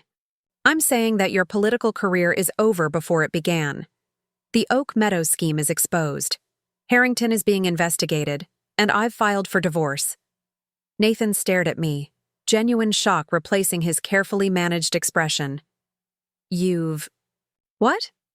Filed for divorce, I repeated calmly. The paperwork was submitted yesterday. You should be receiving your copy shortly. Becca, you can't… I can, and I have. And before you say another word, you should know that everything you've said in the last 15 minutes has been recorded and witnessed by representatives from the district attorney's office. The blood drained from Nathan's face. You're wearing a wire? I didn't need to, I said, gesturing to the potted plant on the coffee table where one of Elliot's devices was hidden. This entire house is wired. The DA has enough to pursue charges against Harrington, against Derek, and, if you don't cooperate, against you. Nathan's shock quickly gave way to anger. You set me up. After 8 years of marriage, this is how you handle it? By wearing a wire and trapping me? After 8 years of marriage, you sold our home without telling me and planned to replace me with a more politically advantageous partner, I countered. Don't talk to me about loyalty or fair play. He moved suddenly, striding to the window, as if contemplating escape. This is illegal. Entrapment. My lawyer will… Your lawyer will advise you to cooperate fully, I interrupted. Because right now, you're looking at potential charges for wire fraud, conspiracy, and misappropriation of marital assets. That's before we get to the campaign finance violations and evidence tampering. Evidence tampering? What are you talking about? The files you deleted from our home computer before selling the house? The ones you thought were gone forever, not realizing I'd backed up everything to a secure cloud account months ago. This was a bluff. I had no idea if Nathan had deleted incriminating files from our computer, but his expression told me the shot had landed. You don't understand what you're doing, he said, his voice low and dangerous. These people, they're not the kind you want to cross.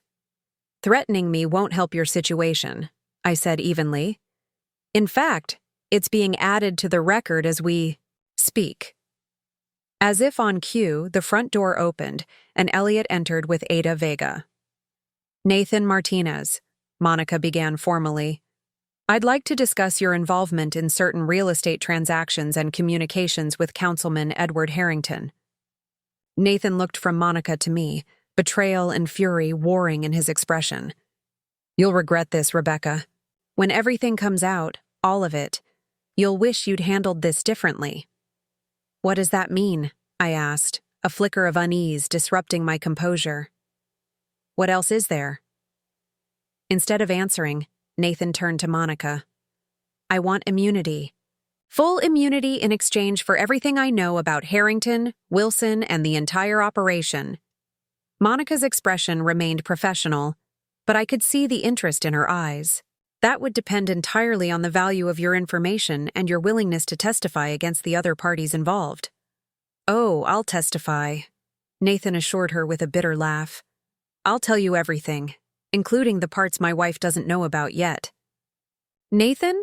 I began, suddenly uncertain. Not now, Rebecca. He cut me off coldly. You've made your choice. Now I'm making mine. Elliot stepped forward. Mr. Martinez, I suggest you consider your position carefully. Cooperating is indeed your best option, but threatening or attempting to manipulate your wife won't help your case. Nathan ignored him, focusing solely on Monica. I have documentation that will implicate Harrington in at least 3 separate corruption schemes beyond the casino plan. I can give you names, dates, amounts transferred. Everything you need to build a case that will end his political career. Permanently. And in exchange? Monica prompted. Immunity from prosecution, a favorable divorce settlement, and protection.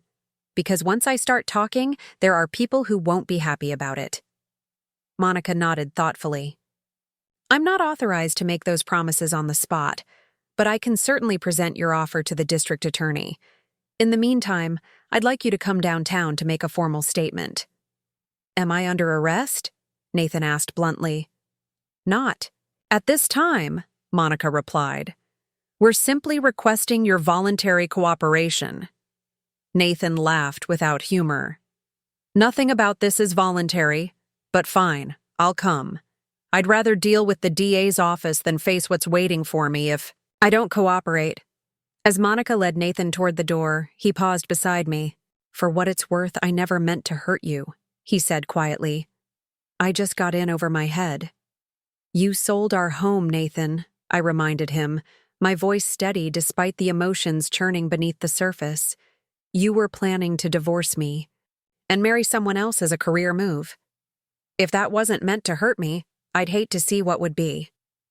A complex expression crossed his face. Part remorse, part calculation, part something I couldn't quite identify. The house was just a building, Becca. What I did with Amanda, that was business, not personal. But there are things you don't know yet, things that will change how you see all of this. What things? I demanded. If you have something to say it now. Nathan glanced at Monica, who was waiting impatiently by the door. Not here, not like this, but you'll find out soon enough. With that cryptic parting shot, he allowed himself to be escorted outside to a waiting police cruiser. As the door closed behind them, I sank into a chair, suddenly exhausted. The confrontation that I'd been building toward for days was over, but instead of closure, I felt only more questions swirling in its wake. What was he talking about? I asked Elliot, who had remained behind. What don't I know? Elliot's expression was troubled. It could be a manipulation tactic, creating uncertainty to undermine your confidence. Nathan's a businessman. He knows how to negotiate from weakness. Or there's something in those files we haven't found yet, Elliot acknowledged. Something that might complicate the narrative.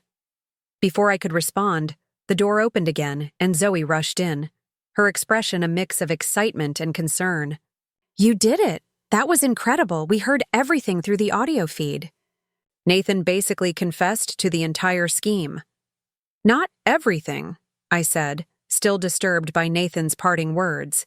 He's hinting at something else, something he thinks will change how I view the situation. Classic manipulation, Ryan said, following Zoe inside.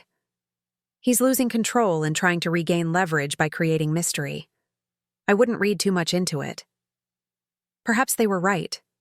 Perhaps Nathan was simply trying to unsettle me, to make me question my decisions, and possibly even withdraw my cooperation with the authorities. It would be entirely in character for him to use psychological tactics when direct approaches failed. And yet, the nagging doubt remained. What if there was something important I was missing? Some piece of the puzzle that would reframe my understanding of Nathan's actions? We should go through Amanda's files again, I suggested. And whatever else was on that USB drive from our wedding photo, there might be something we overlooked. Elliot nodded. I'll have my team do a deeper analysis. But Rebecca, even if there is some complicating factor, it doesn't change the fundamental breaches of trust and legal violations that have occurred. Nathan still sold your home without consent. He still conspired with Harrington to manipulate zoning laws for personal gain. Those facts aren't in dispute. I know, I acknowledged. But I want the complete picture. I need to understand exactly what I've been part of, even unwittingly. My phone buzzed with a text from a number I didn't recognize. Nathan isn't the villain you think. Ask about Project Renaissance in the farmhouse. Yes, your farmhouse. AA for Amanda? I showed the message to the others. Project Renaissance? Ryan repeated. That wasn't mentioned in any of the documents we've reviewed. And what could the farmhouse possibly have to do with any of this? Zoe wondered. You bought it months ago, before any of these schemes came to light. I stared at the text, a cold feeling settling in my stomach. I need to go back to Elliot's office. Right now. We need to go through everything again. Property records, bank statements, emails. All of it. Why? Elliot asked, concern furrowing his brow. What are you thinking? I'm thinking, I said slowly, that 9 months ago, I found this property by chance during a Sunday drive. It was perfect. Exactly what I'd always wanted, right down to the apple orchard and the creek at the back of the property. And it was surprisingly affordable for a property of this size in this area. You think it wasn't a coincidence, Ryan realized, catching on to my train of thought. I think, I said, looking around at the farmhouse I'd believed was my secret refuge, that nothing about the past year has been what it seemed.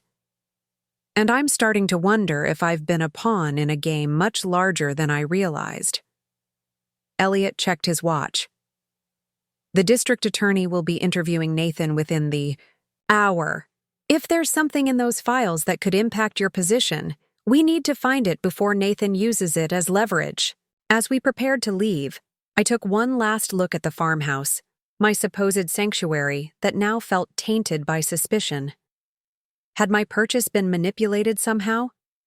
Was this property connected to the larger scheme in ways I hadn't imagined?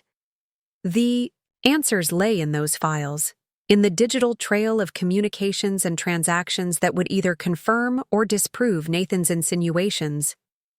And I was determined to find them before he could use whatever knowledge he possessed to regain the upper hand. The game wasn't over. It had merely entered a new phase, with stakes I was only beginning to understand. Elliot's office had transformed into a war room. Folders, printouts, and laptops covered every surface as we combed through the mountain of evidence we'd collected. Gabby had created an elaborate financial timeline on a whiteboard, tracking every transaction connected to Nathan, Derek, and their various business entities. Ryan was deep diving into the digital files from Amanda's USB drive, while Zoe coordinated with Vanessa, who was providing additional context from her perspective as Derek's wife. Found something, Ryan announced after nearly an hour of tense silence. Project Renaissance. It's mentioned in an email exchange between Nathan and someone called JL from about 11 months ago. I moved to look over his shoulder at the screen. The email was brief but suggestive. N. Project Renaissance proceeding as planned. Target properties identified. First acquisition, designated orchard, will be available next month. Need spouse. Signature on fidelity transfer to free up capital. Let's discuss timeline. JL. Orchard, I repeated, my stomach tightening. That could be referring to my farmhouse. It has a 3-acre apple orchard. But you found the property during a random Sunday drive, Zoe pointed out. How could they have planned for you to buy it? Maybe it wasn't random, I said slowly, memories reshuffling in my mind.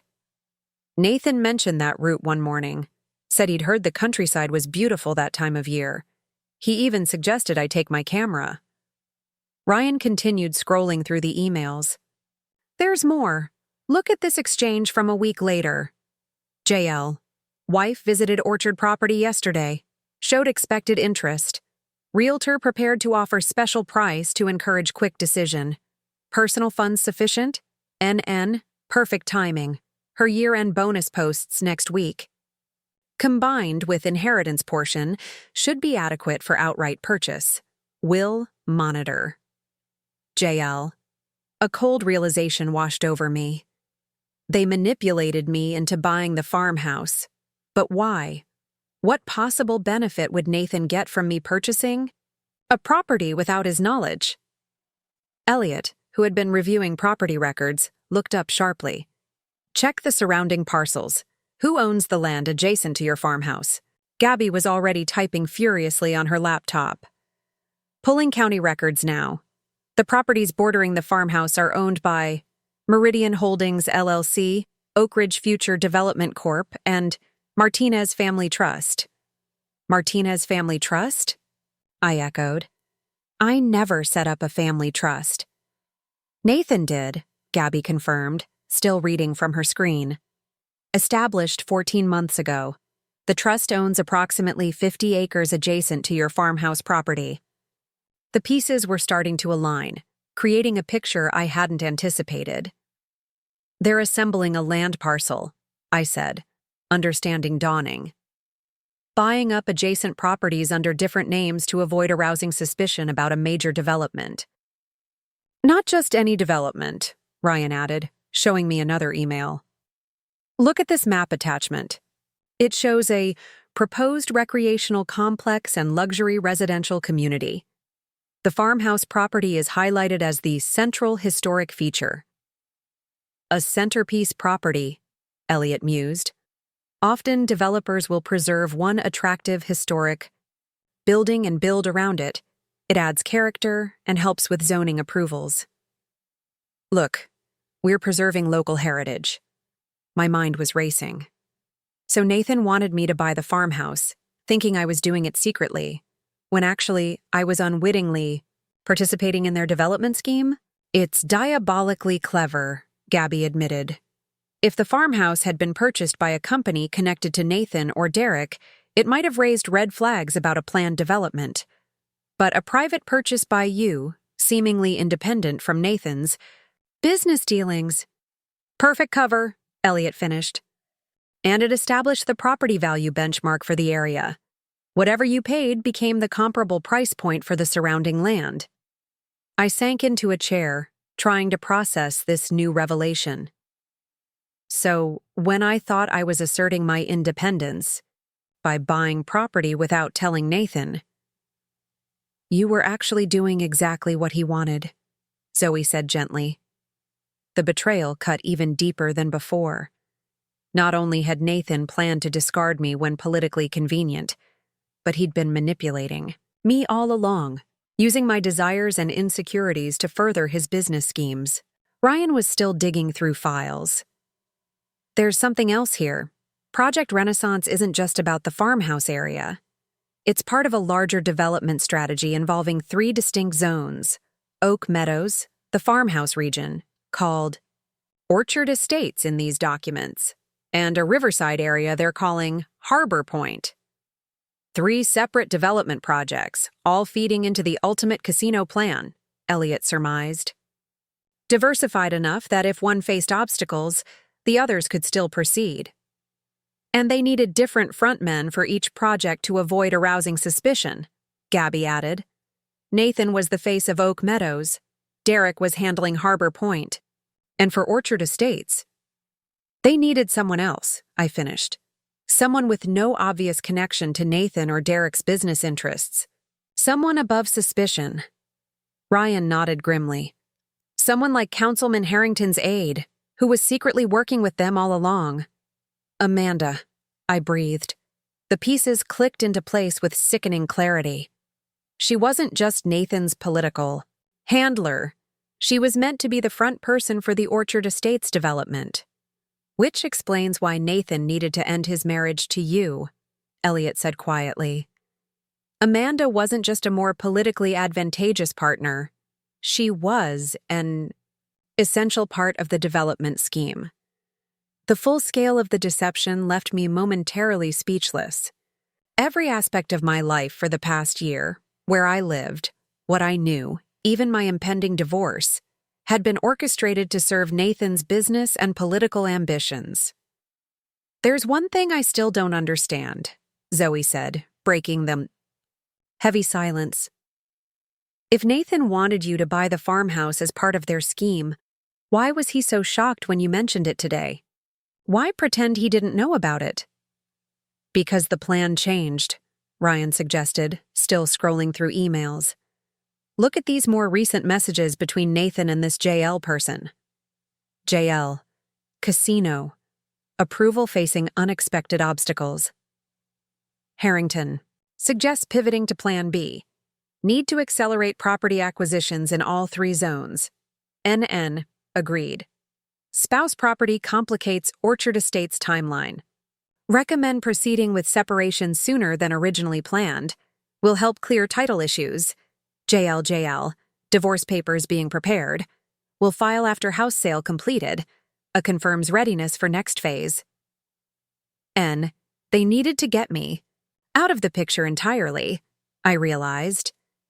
The farmhouse purchase was useful initially, but when their plans accelerated, my ownership became an obstacle rather than an asset.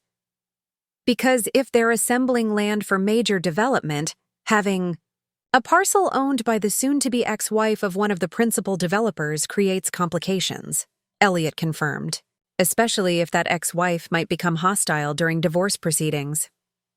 My phone buzzed with another text from the unknown number. Check property survey maps from county records.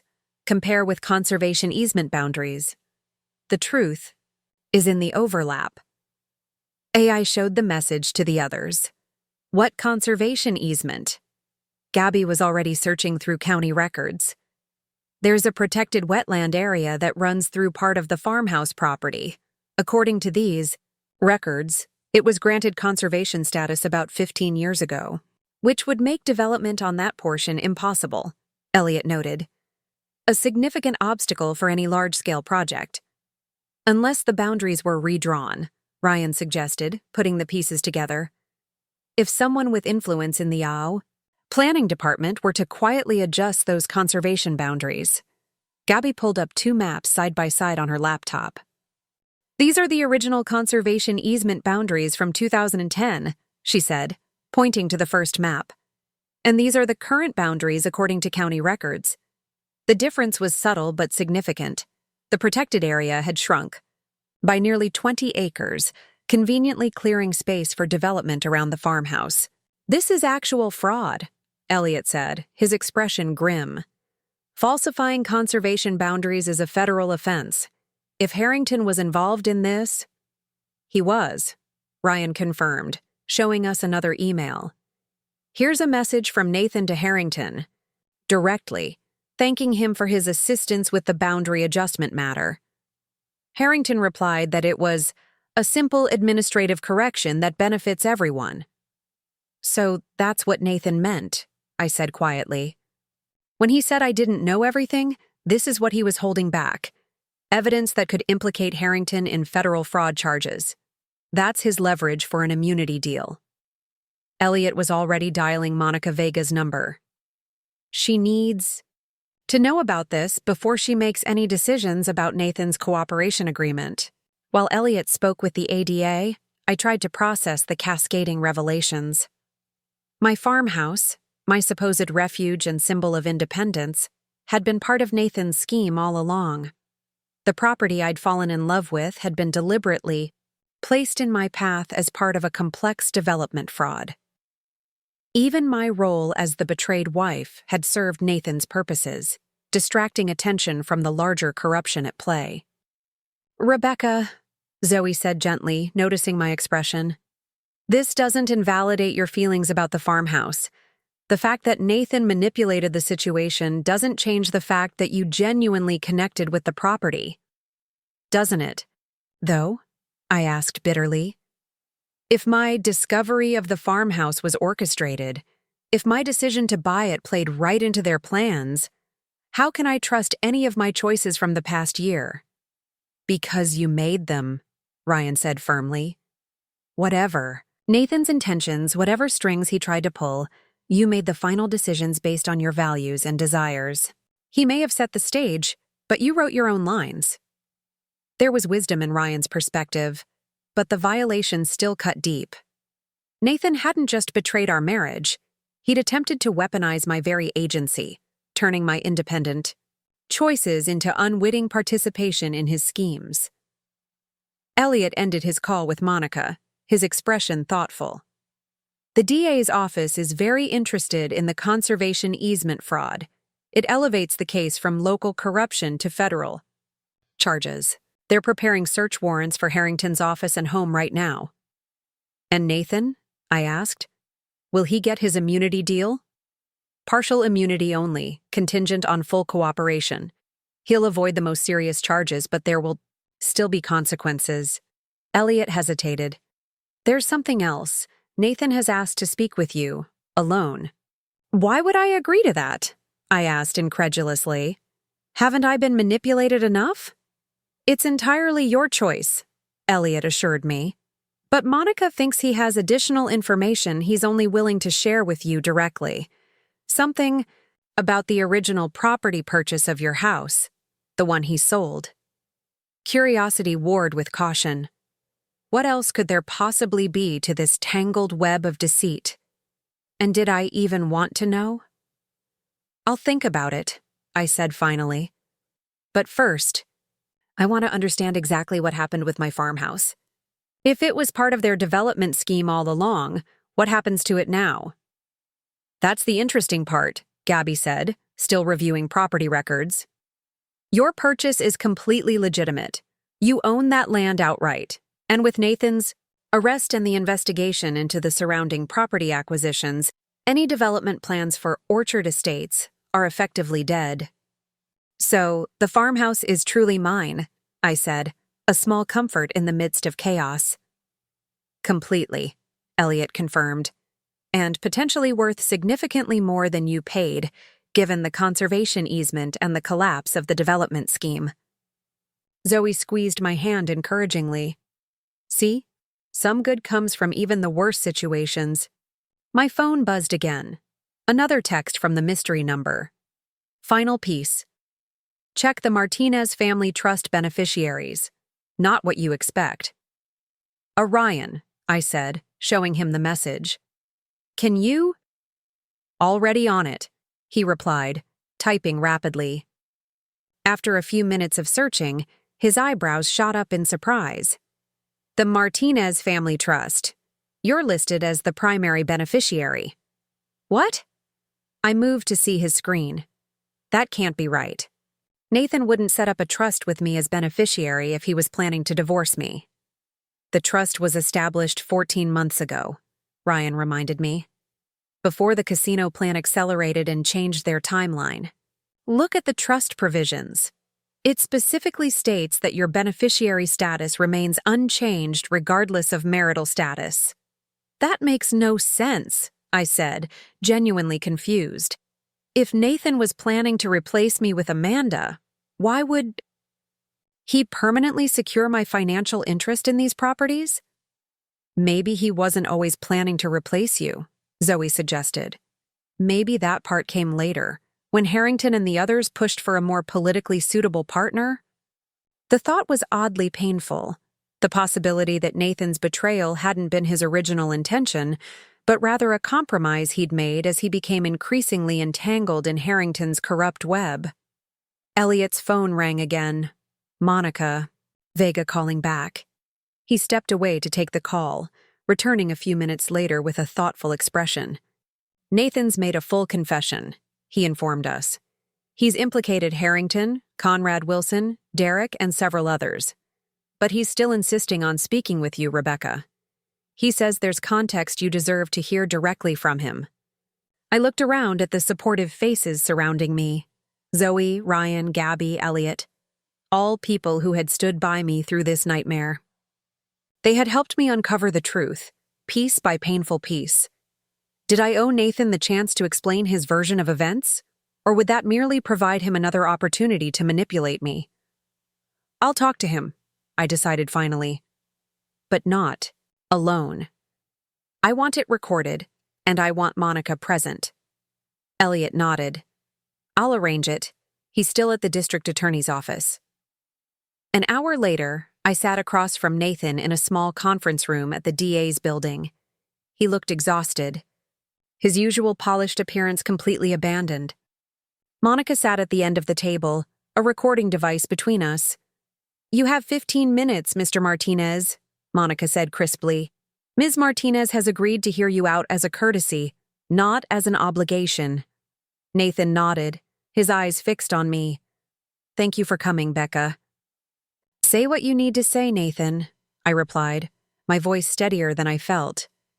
He took a deep breath. You've discovered most of it already. Project Renaissance, the 3 development zones, the conservation easement fraud. What you don't know is how it started, or why I structured the Martinez Family Trust the way I did. I'm listening, I said, keeping my expression neutral. A year and a half ago, I was approached by Conrad Wilson about acquiring properties in Oak Meadows. It seemed straightforward at first, standard real estate investment. I brought Derek in because we'd worked well together in the past. Nathan paused, collecting his thoughts. But as we started working on it, I discovered that Wilson and Harrington had much bigger plans, plans that began to make me uncomfortable. The casino, I supplied. Yes, eventually. But even before that, their methods were questionable. They wanted to use pressure tactics on homeowners, exploit zoning loopholes, bend rules wherever possible. I told myself it was just aggressive business. But deep down, I knew it was crossing lines. Yet you continued, I pointed out. Nathan nodded, shame flickering across his face. I did. The potential profits were enormous, and by then, I was already implicated in some of their earlier maneuvers. But I tried to create a firewall to separate my personal life from their schemes. By setting up the Martinez family trust with me as beneficiary, I guessed. Exactly. I wanted to ensure that whatever happened with Wilson and Harrington, you would be financially protected. The trust was irrevocable. They couldn't touch those assets, and neither could I if things went south. And the farmhouse? Was that part of your protection plan too? I couldn't keep the bitterness from my voice. Nathan winced. Initially, yes. I knew you'd always wanted a place in the country. When Wilson identified that area for development, I saw an opportunity to secure the centerpiece property through you, keeping it safe from their more aggressive plans. I convinced myself I was being clever, looking out for both our interests while playing along with their scheme. You manipulated me, I said flatly. Yes, he admitted. I orchestrated your discovery of the property. But what I didn't manipulate was your genuine connection to it. The joy in your eyes when you first saw that farmhouse. That was real, Becca. And when did you decide to sell our home and divorce me?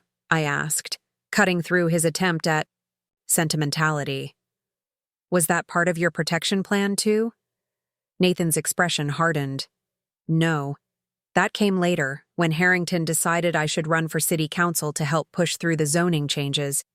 He made it clear that my political viability depended on having the right partner. Someone with connections to his office, someone already familiar with the development plans. Amanda, I supplied. Yes, I resisted initially, told them I wasn't interested in politics, that my marriage wasn't negotiable. That's when the pressure started. Subtle at first. Comments about how you might react if you discovered what I'd been involved in. Insinuations about potential legal consequences. They threatened you using me, I realized. Nathan nodded grimly. Harrington made it very clear. Either I played my part exactly as scripted, including the political marriage to Amanda, or they would ensure that both of us faced consequences for the Oak Meadows acquisitions. By then, I'd signed enough documents, attended enough meetings that I was thoroughly implicated. So you decided sacrificing our marriage was the lesser evil, I summarized, my voice cold. I convinced myself it was the only way to contain the damage, Nathan corrected. With the trust in place, you'd be financially secure.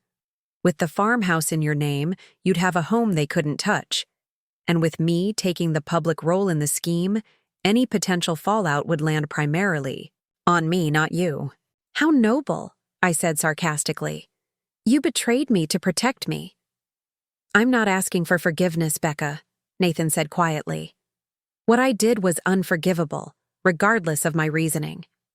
I'm simply telling you the truth you deserve to know. I made terrible choices, compromising my integrity bit by bit until I could hardly recognize myself anymore. Monica checked her watch. 5 minutes remaining, Mr. Martinez. Nathan leaned forward, his voice taking on a greater urgency. There's one more thing you need to know. The house. Our house that I sold. There was a reason beyond just needing capital. What reason? Harrington was having it watched. After I began showing reluctance about the political plan, he assigned someone to monitor our comings and goings. I found surveillance equipment in the garden shed about 2 months ago. They were gathering leverage, looking for anything they could use. I felt a chill run down my spine. You sold the house because it was under surveillance? Partly.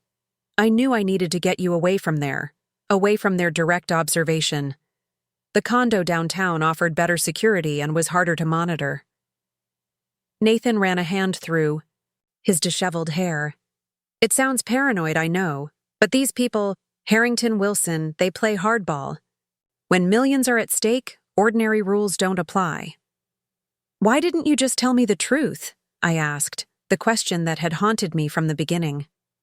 Why not trust me to handle it? Nathan's expression reflected genuine regret. Because I was ashamed. Because each compromise had led to another, until I was in so deep I couldn't see a way out that didn't destroy everything. And because I thought I could fix it on my own, find a solution that would satisfy Harrington while still protecting what mattered. And what mattered, Nathan? I asked softly. What was worth all this deception? You, he said simply. Us, the life we'd built. I know it doesn't make sense given my actions, but in my twisted logic, I thought I was preserving a future for us, one where we'd be financially secure and free from Harrington's influence.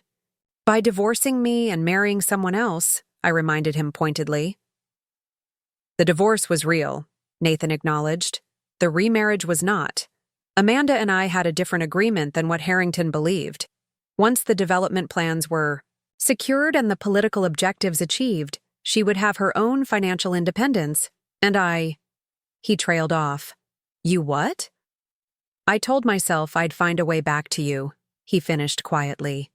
Delusional, I know, but it was the fantasy I clung to while everything else crumbled. Monica cleared her throat. Time's up, Mr. Martinez. Nathan nodded, but his eyes remained fixed on mine.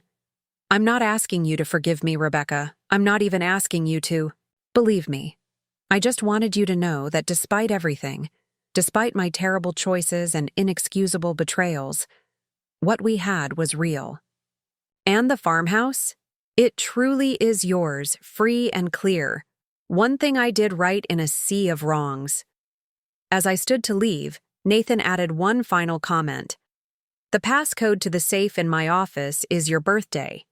Inside, you'll find documentation of everything I've told you today, including records of the surveillance Harrington ordered. It might help with your legal position going forward. Thank you for that, at least, I said, finding it difficult to reconcile this seemingly remorseful man with the calculating husband who had betrayed me so thoroughly. Outside the conference room, Elliot was waiting. How did it go? He asked, concern evident in his expression. Confusing, I admitted. He had explanations for everything, some of them almost rational in a twisted way. He claims he was trying to protect me even while betraying me. Classic manipulation, Elliot suggested gently. Maybe, I acknowledged. Or maybe the truth is just more complicated than I wanted it to be.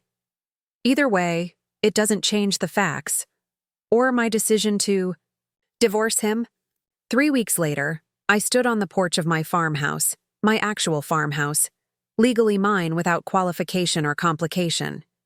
The autumn leaves had turned brilliant shades of red and gold, the apple orchard ripe for harvesting. Zoe and Ryan had helped me furnish the place properly, turning the sparse rooms into a genuine home. The investigation into Harrington, Wilson, and their associates had expanded beyond Oak Ridge, uncovering corruption in 3 neighboring counties. Nathan had indeed provided valuable testimony, resulting in his plea deal. No prison time, but significant financial penalties and 5 years probation. Derek hadn't fared as well, facing charges of wire fraud and money laundering that would likely result in jail time. As for the properties surrounding my farmhouse, they had been seized as part of the investigation and would eventually be sold at public auction. Elliot had suggested I consider purchasing some of the adjacent land when that happened, expanding my little sanctuary while ensuring it remained protected from future development. My divorce from Nathan was proceeding smoothly, the financial aspects surprisingly straightforward thanks to the trust he had established.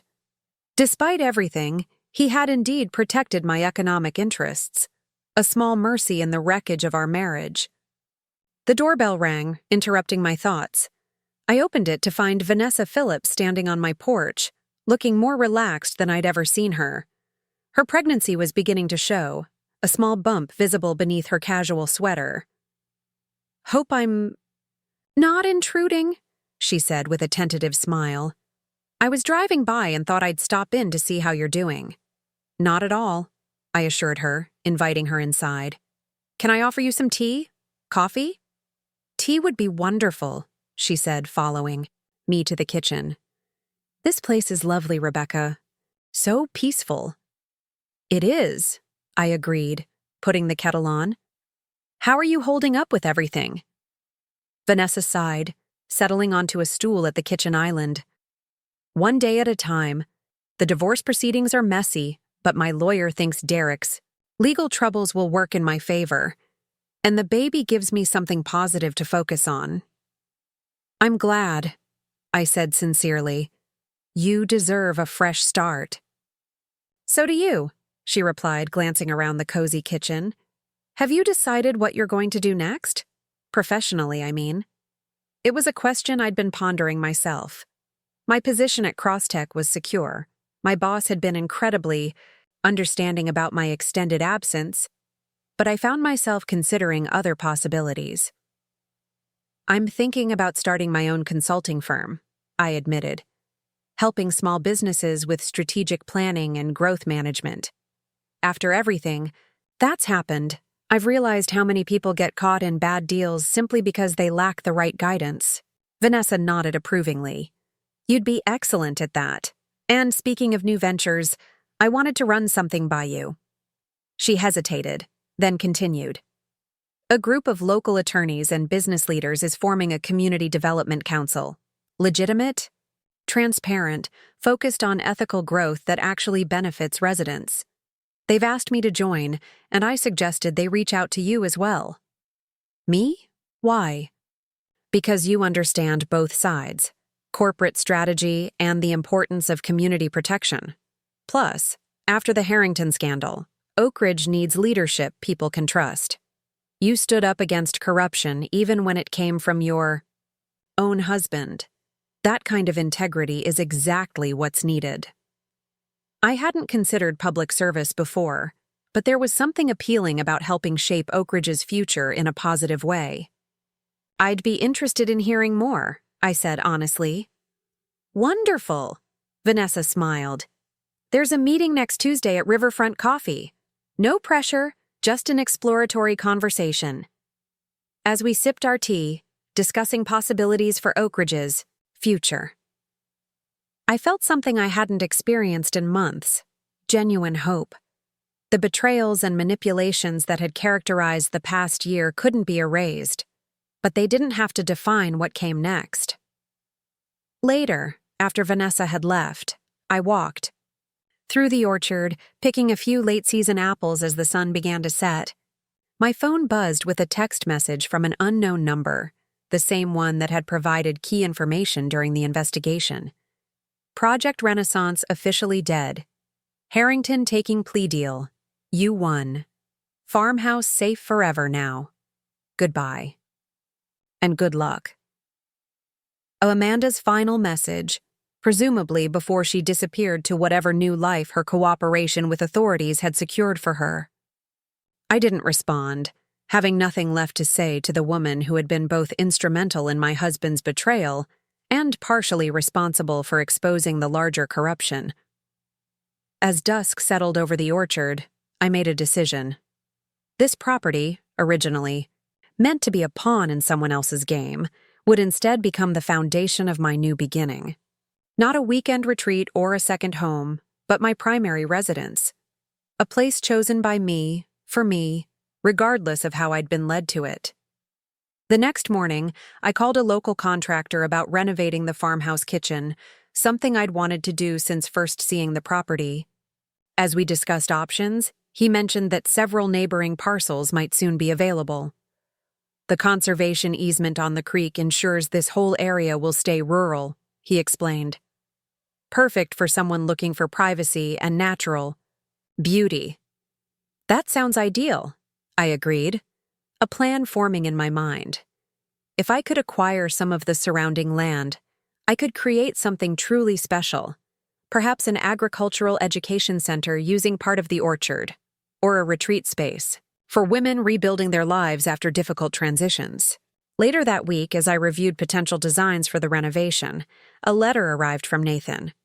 For a moment, I considered returning it unopened, but curiosity won out. Inside was a single page. Rebecca. By now, the trust assets should have fully transferred to your control. Use them however you see fit. They were always meant for you, regardless of our personal situation. I know words are inadequate after everything that's happened, but I want you to know that the farmhouse was the one true thing in all of this. I may have orchestrated your finding it, but your connection to that land was genuine from the first moment. In a perverse way, it might be the only honest gift I ever gave you, a place that truly reflects who you are and what you value. I'm leaving Oak Ridge next month after the final depositions. I won't contact you again unless there's something related to the legal proceedings that you need to know. You deserve the space to build whatever comes next without reminders of the past. Take care of yourself, Nathan. I folded the letter and placed it in a drawer, neither rejecting nor embracing its sentiments. Nathan's words, like everything else, about our relationship, existed in that complicated space between truth and manipulation.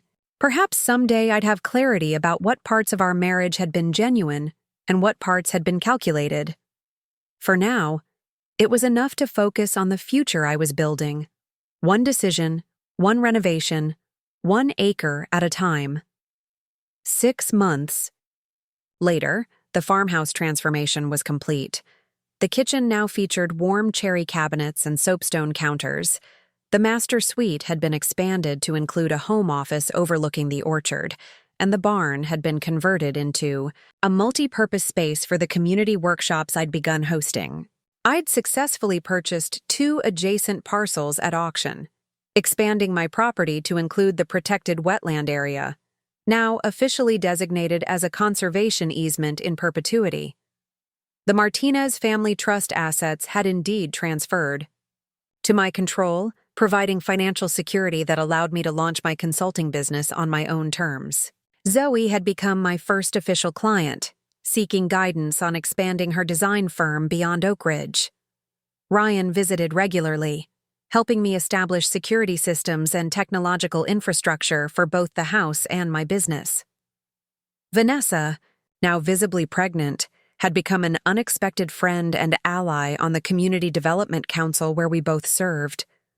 On a crisp spring morning, I stood on my porch, coffee in hand, watching the sun rise over the orchard that was beginning to bloom with delicate pink and white blossoms. A year ago, I'd discovered my husband had sold our home without telling me, setting in motion a cascade of revelations and betrayals that had shattered the life I thought I knew. Yet here I stood on the porch of a different home, one that was unquestionably mine. A property that had been meant as a pawn in someone else's game had instead become the foundation of my independence. The very scheme designed to exploit me had, ironically, led to my emancipation. The farmhouse that Nathan had guided me to discover had indeed changed my life, just not in the way he or his conspirators had intended.